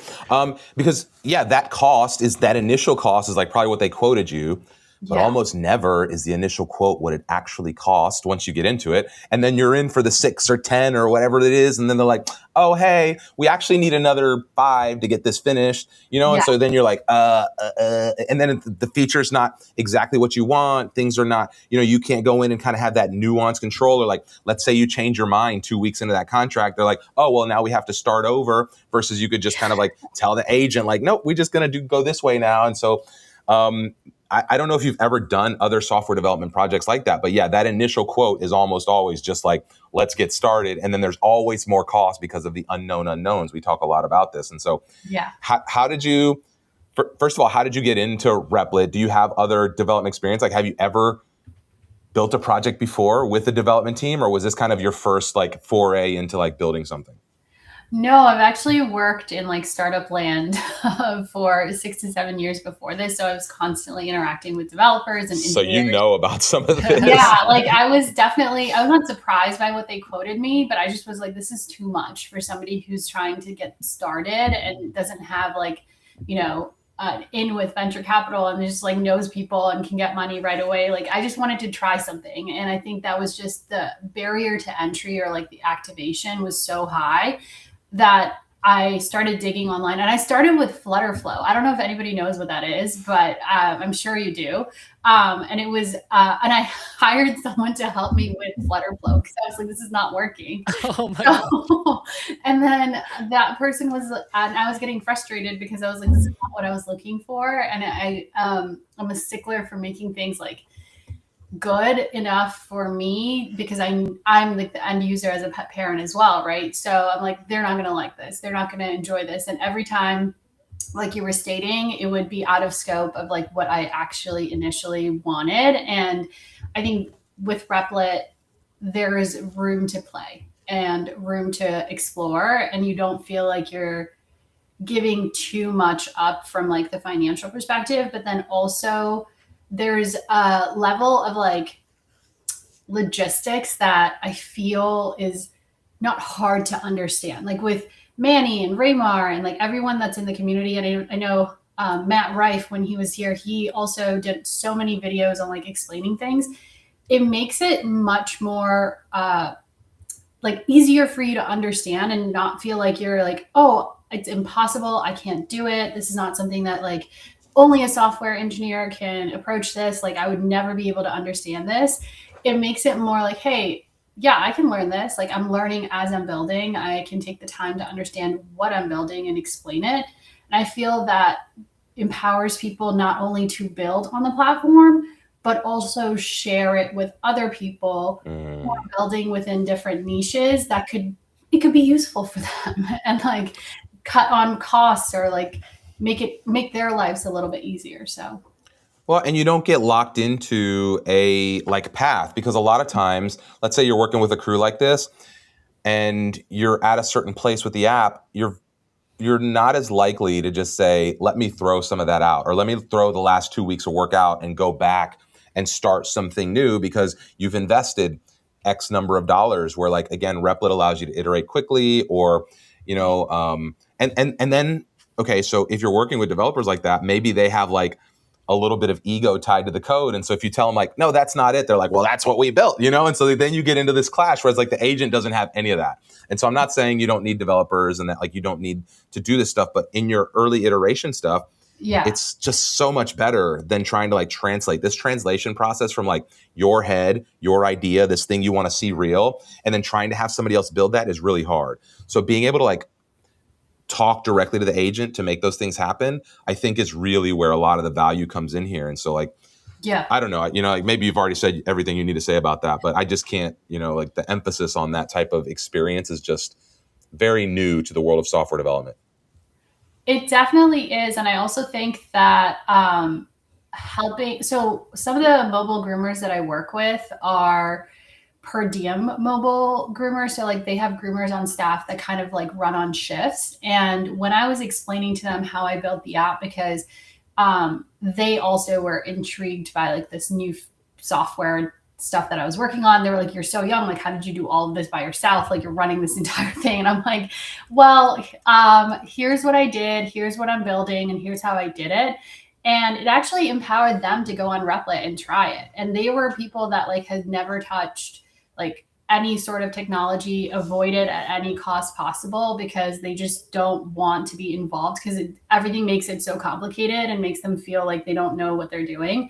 And I think that is something that Replit talks about online, but I got to like visualize it and understand it on the front end. So that was pretty cool. So now like a lot of the mobile groomers want me to build out this job site, because they're always looking for like per diem shifts for their groomers. And they're like, can you just build out a job site to help us like hire people? So like there's this whole other aspect that they want me to build out and they're asking about. So I'm like, I don't know if that's the direction we want to go in, but like, yeah, eventually, yeah, maybe that would be an awesome thing that we can build on Replit. And I'm sure you guys will make it super simple to manage hiring and people in general. Yeah, I mean, maybe talk to us a little bit about where you think you are in the cycle. So do you feel like you're at product market fit? Are you like, I guess you're like, are you now like out there, like just trying to get users, or like, where do you think you are in the cycle? So when I was in the Race to Revenue program, I actually ended up getting a customer, and like I was super excited, and then we were gaining some momentum. And then I slowly realized like my net that I cast was so wide. I was like, I'm going to work with any pet business that's willing to talk to me. And then I realized like every one of them is structured so differently that I can't build for that. So then I kind of like closed it down to mobile groomers, because that's something that's accessible, but also growing in market size, because a lot of the brick and mortar businesses are trying to expand into mobile services because of the lower overhead costs. And then also the PE roll-up issue that also healthcare is that industry. A lot of like large private equity funds buy out these hospitals or grooming salons, and it become a franchise, and it becomes too expensive, and people are just kind of like looking for an alternative solution. So they're going into mobile grooming. So that is kind of the direction we're moving in. But also I'm trying to learn a little bit more about like what the actual scope of like mobile pet businesses is looking for. And every day I'm like learning something new. So I wouldn't say that we're at product market fit, but every time I talk to a business, they're really excited to work with us, and they want to partner with us because they see that the community building aspect is so important, not only to their business and keeping the business going, but also just like including like building trust, right? Like a business is only as good as like the relationships that you build with your clients. And that doesn't happen within 1 day or 2 days. It has to constantly be nurtured. And that's like a whole nother job for a business. So we take that away and put that into the platform that we built on Replit. So I think that's what's happening. We're building that community. We're building a place where people can go and meet and like almost find a community that they can trust. I think it's helpful for folks because, if you've been in the startup world for a while, you know that there's a different phases. There's the idea, there's the launch, and then you have to get to product market fit. And it's very rarely the case that what you launch is what you end up with at product market fit. I think Replit's a good example of this, right? Replit started as like a learn the code type of platform. And now we're like, just write the code for you. And now like just start your business for you type of thing. And that's been our product market fit. And so for new builders, just expect that. Like you're going to launch something, but you got to get out there. You got to see where people are interested, where you're getting a lot of attention and traction, and then you got to be ready to pivot. And what I love about Replit is that it makes that pivoting I think, easier than it was in the past. Like in the past, like if you had to pivot hard, then you have to spin up the developers, and it's a whole bunch cycle thing.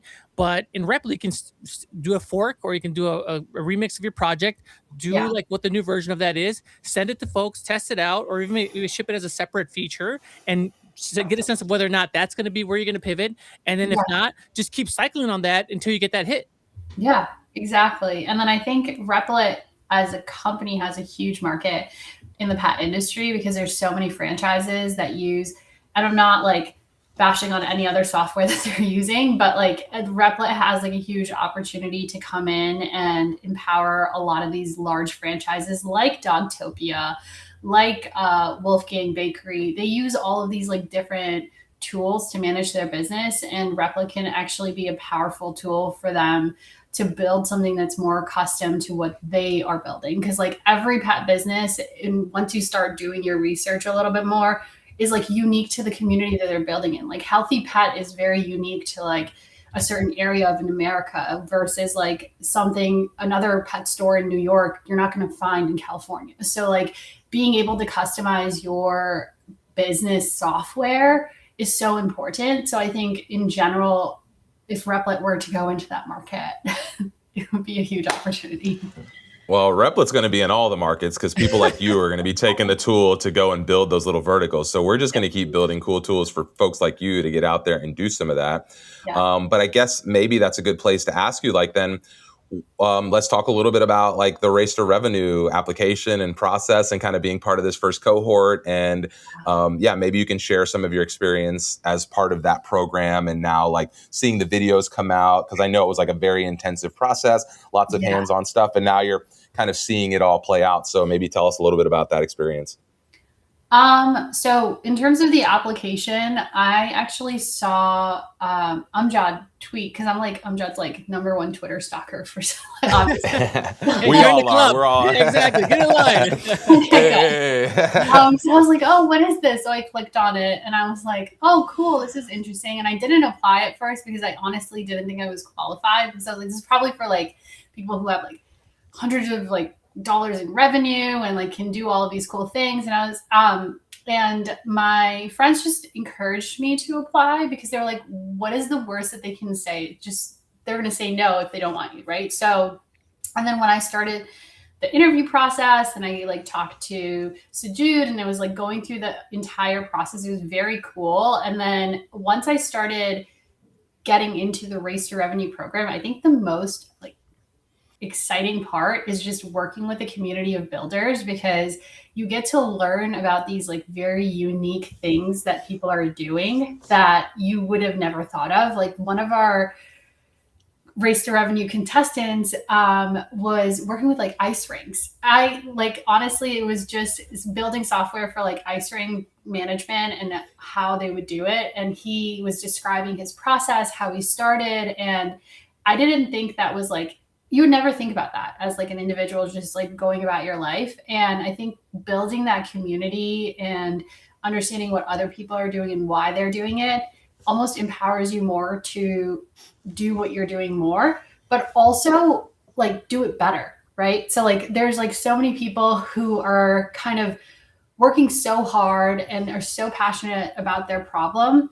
It makes you like reflects back to you like, oh, what am I doing? And like, how can I do it better to serve the community better? Because so many people are so authentic with what they're putting into their work and how they're doing it. So for me, I think it was just like building that repo with the community and then getting to meet Victor, who was my mentor, who's really cool. You got Victor as a mentor? Victor! Amazing. Yeah, so I honestly am like in awe with what he's doing with Replit in Iceland. So I'm just lucky to have met him and understand like his world a little bit more. And I even like wrote him a little thank you note after the Race to Revenue saying like, I just like watched you work during the entire like on-site when we were at Race to Revenue. And he was vibe coding marketplaces for his clients as we were all sitting there and trying to like refine our pitch for the showcase. And he's just like doing his own thing, but it was just so cool to watch him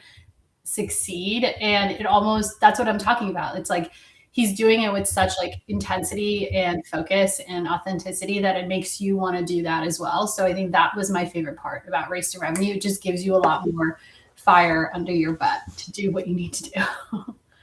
Well, so I heard two core presidential advisor Victor. Right? Yeah. You know, he's like on the president's council in Iceland or something. Oh yeah, it's a big deal. Victor's a big deal. Sorry, Raymmar, go ahead, dude. No, I was just gonna say I heard two core takeaways there. One is don't be the person who caps yourself, right? Apply, even if you think you're not qualified, right? Like, especially when it comes to like the stuff we're looking for at Replit here, because we are looking for this type of story. We're looking for that 0 to 1 kind of, ramp up.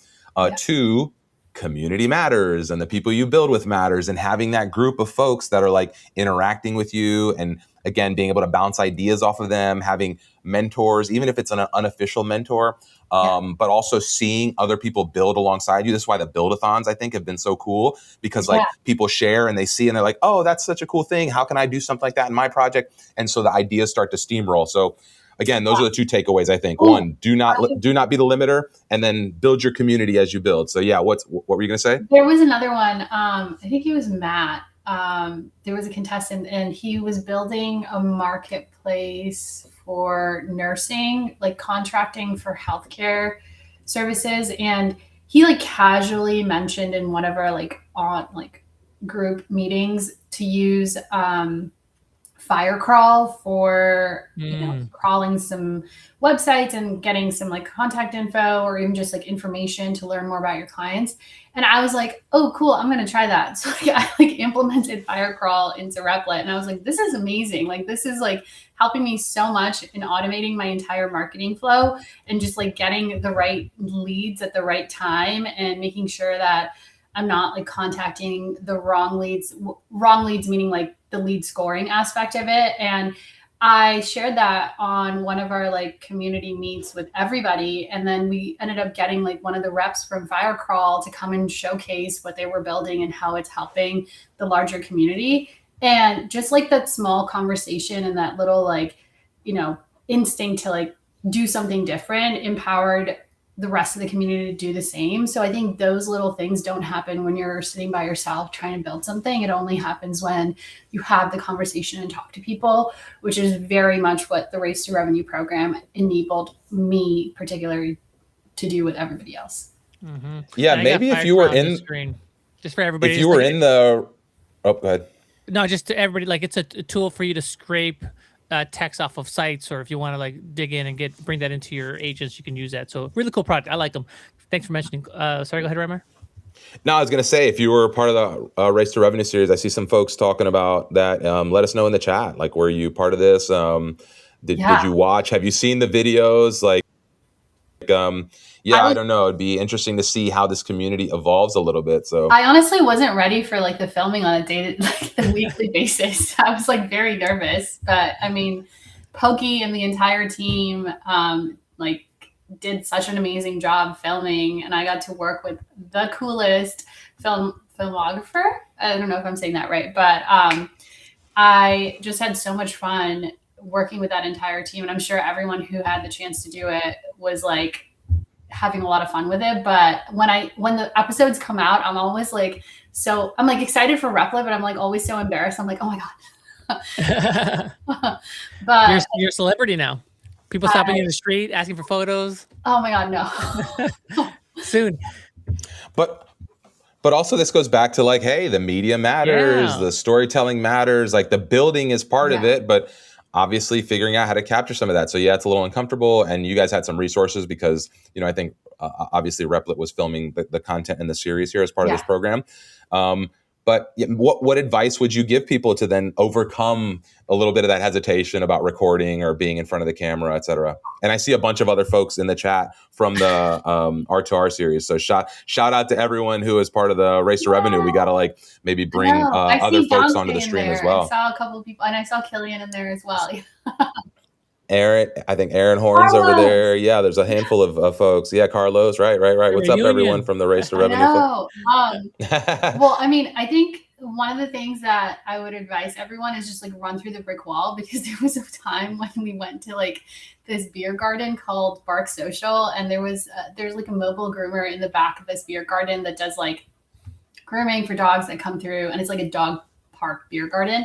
And I was basically pitching Peterie to her, and the filmographer came up, Peter, he was there, and he was like filming me talking to this girl, and I was like, this is so awkward. Like I'm like, yeah, this person films me while I like try to hire clients, like just like ignore him, like he's not here. It was the most awkward situation ever, but it made it more authentic, because the girl was like, oh my God, this is so cool. Like, I love that you're getting your own thing going. Like, I would love to work with you. Like, let's do it. But initially it was very, very embarrassing. But at the same time, like I would just run through the wall and just do it, because at the end of the day, like no one's going to scream as loud about your business other than you. Like no one cares enough to do it except you, and you have to make it possible. Just like putting yourself in the right position and allowing yourself to be in a area where you're able to do that and amplify it. And I think the Race to Revenue program, being accepted into it and given that opportunity, is very cool. And I'm like super thankful, because I don't think I would have gotten as much exposure if it wasn't for that. So I would encourage anybody who is building something on Replit that they're really passionate about and think that they can build a business around, or already have a business and they want to make it better, to apply, because you are basically entering like a global stage. So most people want to support you and see you succeed. So go and apply. Yeah. Come into the Replit universe. Like we're like, we're just fanatical about supporting our builders. I think we've spent a lot of time upfront building the best vibe coding platform to help you bring your idea to life. And so I think that's kind of a solved problem. Now we're moving on to the next stage. It was like, how do we support you? How do we help you get attention on your app? How do we help you navigate this messy business of going from a launch to pivots and then distribution and all that? And that's where we're focusing more of our efforts. So I really love that we're doing that. And these streams are a part of that. The Race of Revenue is a part of that. There's a whole bunch of other programs that we're rolling out. It's all about like, hey, you can now build anything, but that's not winning. We want you to have a sustainable business, or have a ton of users, or build the best community. How do we support you in doing that? And that's great. This is a great program for that. And then also you get to pitch at the end of it. So like you get to pitch to people that are really cool. I know that our team got to like hang out and pitch to Sean Puri, Cody Sanchez, and then Amjad himself, which was very nerve-wracking for me. I don't know about other people, they were very confident, but like I was like sweating. But I think that's just a really cool opportunity. And you got to meet the co-founder, both the co-founders of Replit, and like you got to interact with them, and it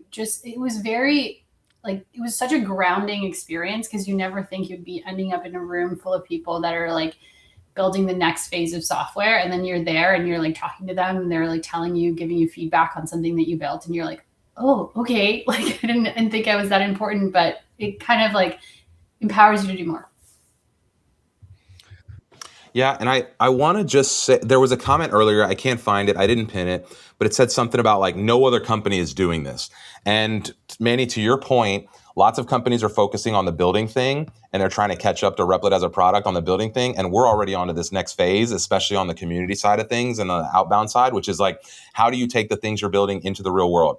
And you all, if you've been watching these streams, if you've been watching what we're doing here, part of our goal is to give you that alpha of just like, hey, take the things you're building, but get them into the market. And then how can we give you a boost? Right? You're starting to see the focus of this not just be around the build thing, but what's the business here? What's the use case? How do you actually generate revenue? How do you take this into the market itself, which is going to become the real critical, like the mission critical thing of what you're doing all out there. And so for anybody out there watching, who's thinking like, I don't know how to do this, right? Like you just start.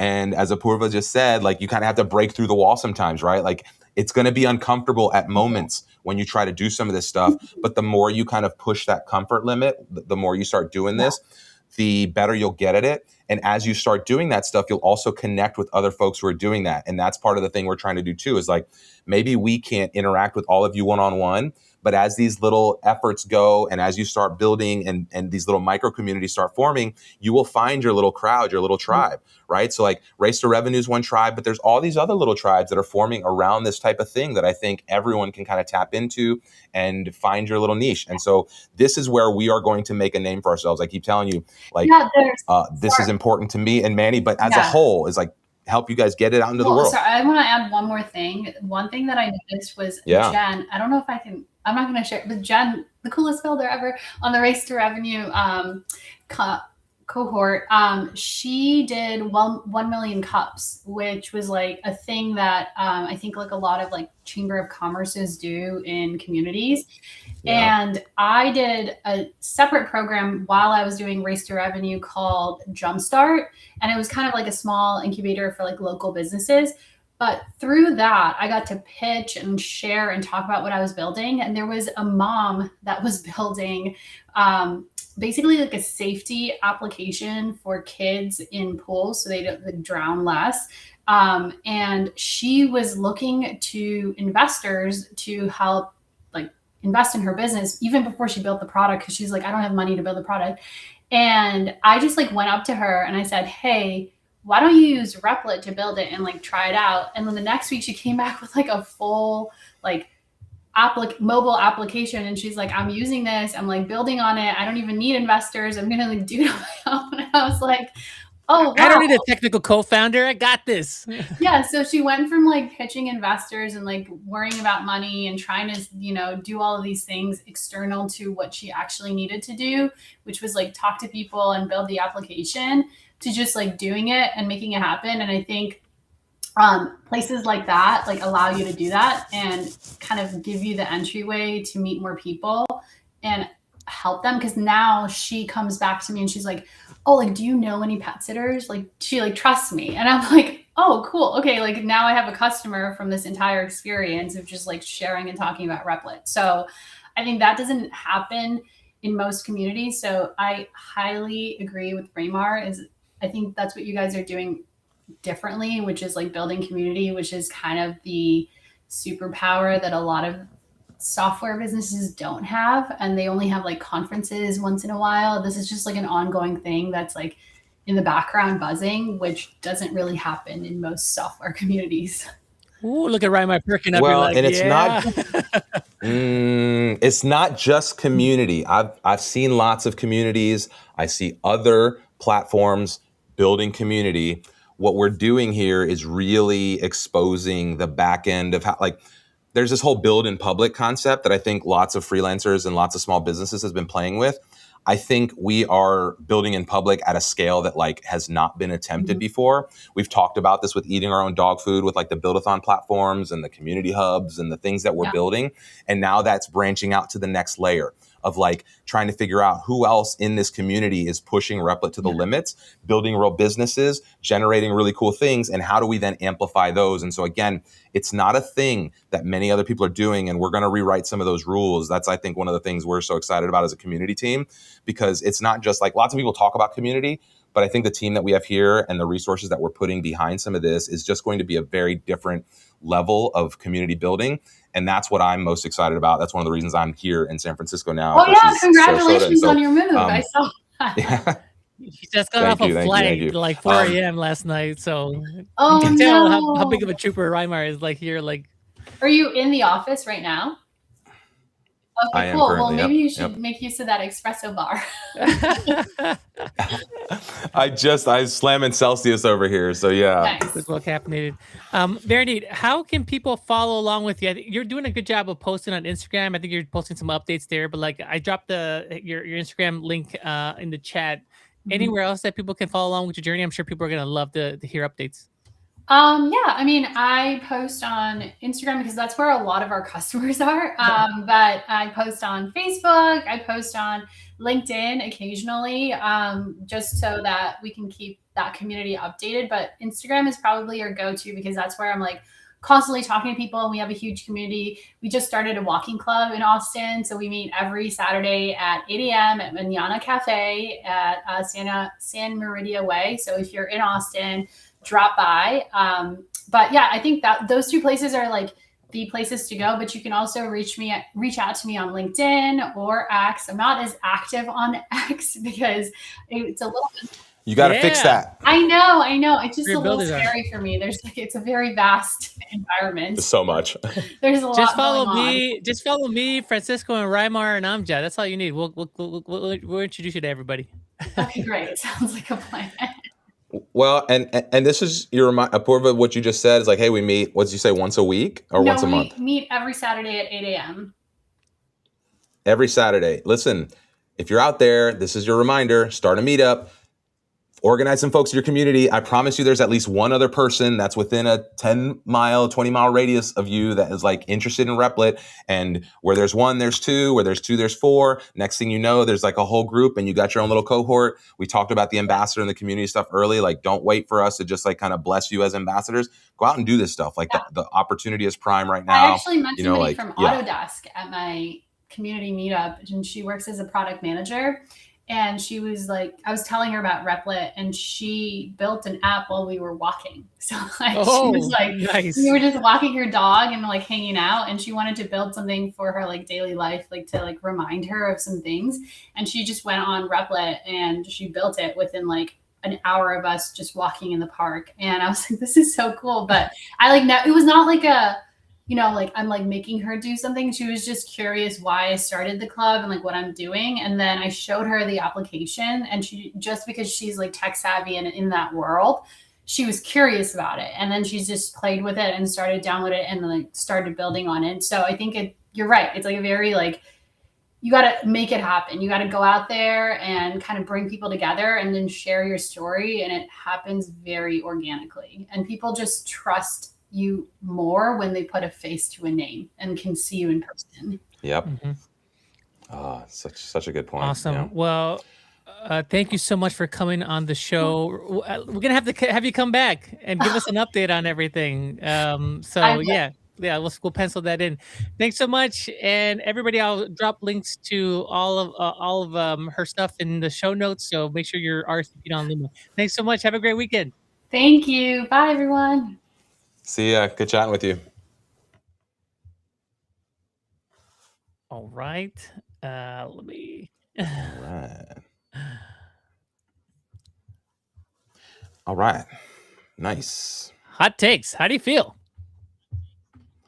Much better than I did at the beginning of the stream. My eyes and my cough. What happened? Did you get like an allergy attack? I'm still coughing pretty good. I don't know what's going on. Yeah, I mean, but anyway, no, it's super cool to see all of this. I mean, and we're getting to such a good cadence of talking with folks on the team, folks from the community. And so I'm really excited to see these showcase streams kind of like rolling out. And I'm super excited to get back into some of the deep dives. And so, I don't know, I just really see the momentum building around all of this. And I see these different pieces, and maybe folks can't see it just yet, but I do think they start to see glimmers of how this is all coming together. And so that's the biggest thing for me. It's like, I really see these dots connecting. I see people making money, starting their businesses, getting really excited about having this power of being able to code their own ideas into existence. So yeah, it's just the overarching theme for me is that loop is growing. And as those concentric rings starts getting bigger and bigger, and we start inviting more people into this, that it's just going to amplify. And at one point we're going to look back and be like, holy shit, where did that come from? And, here it is. We're doing it now. So I really like, I feel like we're like seeing the beginnings of the Replit universe, right? Like, like back to the Marvel universe, you have different like characters and different stories, and they're kind of, sometimes they come together, they cross over. And like here we had like the series Race to Revenue. Now we're bringing on Apoorva over here to the live streams. I'm sure a lot of folks that are here that hadn't heard of about her story are now going to follow her. They might meet up. And so you're going to see like, we have like a bunch of these stories and folks that are going out. And I think you're going to see like these folks grow and start connecting with one another, and something magical is going to come out of that. I just my inclination. it's one of those things you hear people talking about, like, where's the ROI on AI? You know, like that's a big conversation right now. And I think you're going to start to see that breakthrough, right? Like these are the early ripples of all of that, right? These early compounding that's going to happen. And so, yeah, I think over the next 6 months, lots more of these stories are going to break out. And it's not going to be somebody's making $100. It's going to be somebody's making $100,000, right? It's going to be somebody making $1 million, right? And so these stories are going to start rolling out. And that's where we are going to start figuring out, like, how do we pull people in? How do we look for those things? Again, across the build-a-thons, across a lot of these different programs that we're doing. The reason we're, being so diligent about this is because we're looking for those diamonds in the rough, right? We're looking for those builders, for the people that are pushing their comfort zone or stepping out of their boundaries to, like, again, show the world what's possible. Or we talk about, like the art of what's possible here at Replit. And as you see, like we started with the canvas and these different tools and the auth, and you just see all these pieces coming together and what you can do now. And so I just think we're, again, right at the beginning of just a really cool creative. And I like that point. Like we're gonna you're gonna see people that are, because we already know that people are making like upwards like $1 million on some of their projects on Replit, 100,000, 1,000, and we're gonna start finding those folks, bringing them on the show. And I think that's just gonna be a mental unlock for a lot of folks. Just like we had Elias on last week, and he was telling us about how he got started, his first like 10, 20 customers, how he's doing social stuff like that. I think we're gonna have these folks come on the show, and everybody's gonna be like, oh, yeah, I can do that too. Like this person's like not any different than I am. They don't have a software development background. Apoorva, like, she just, has no technical background. She's able to build this.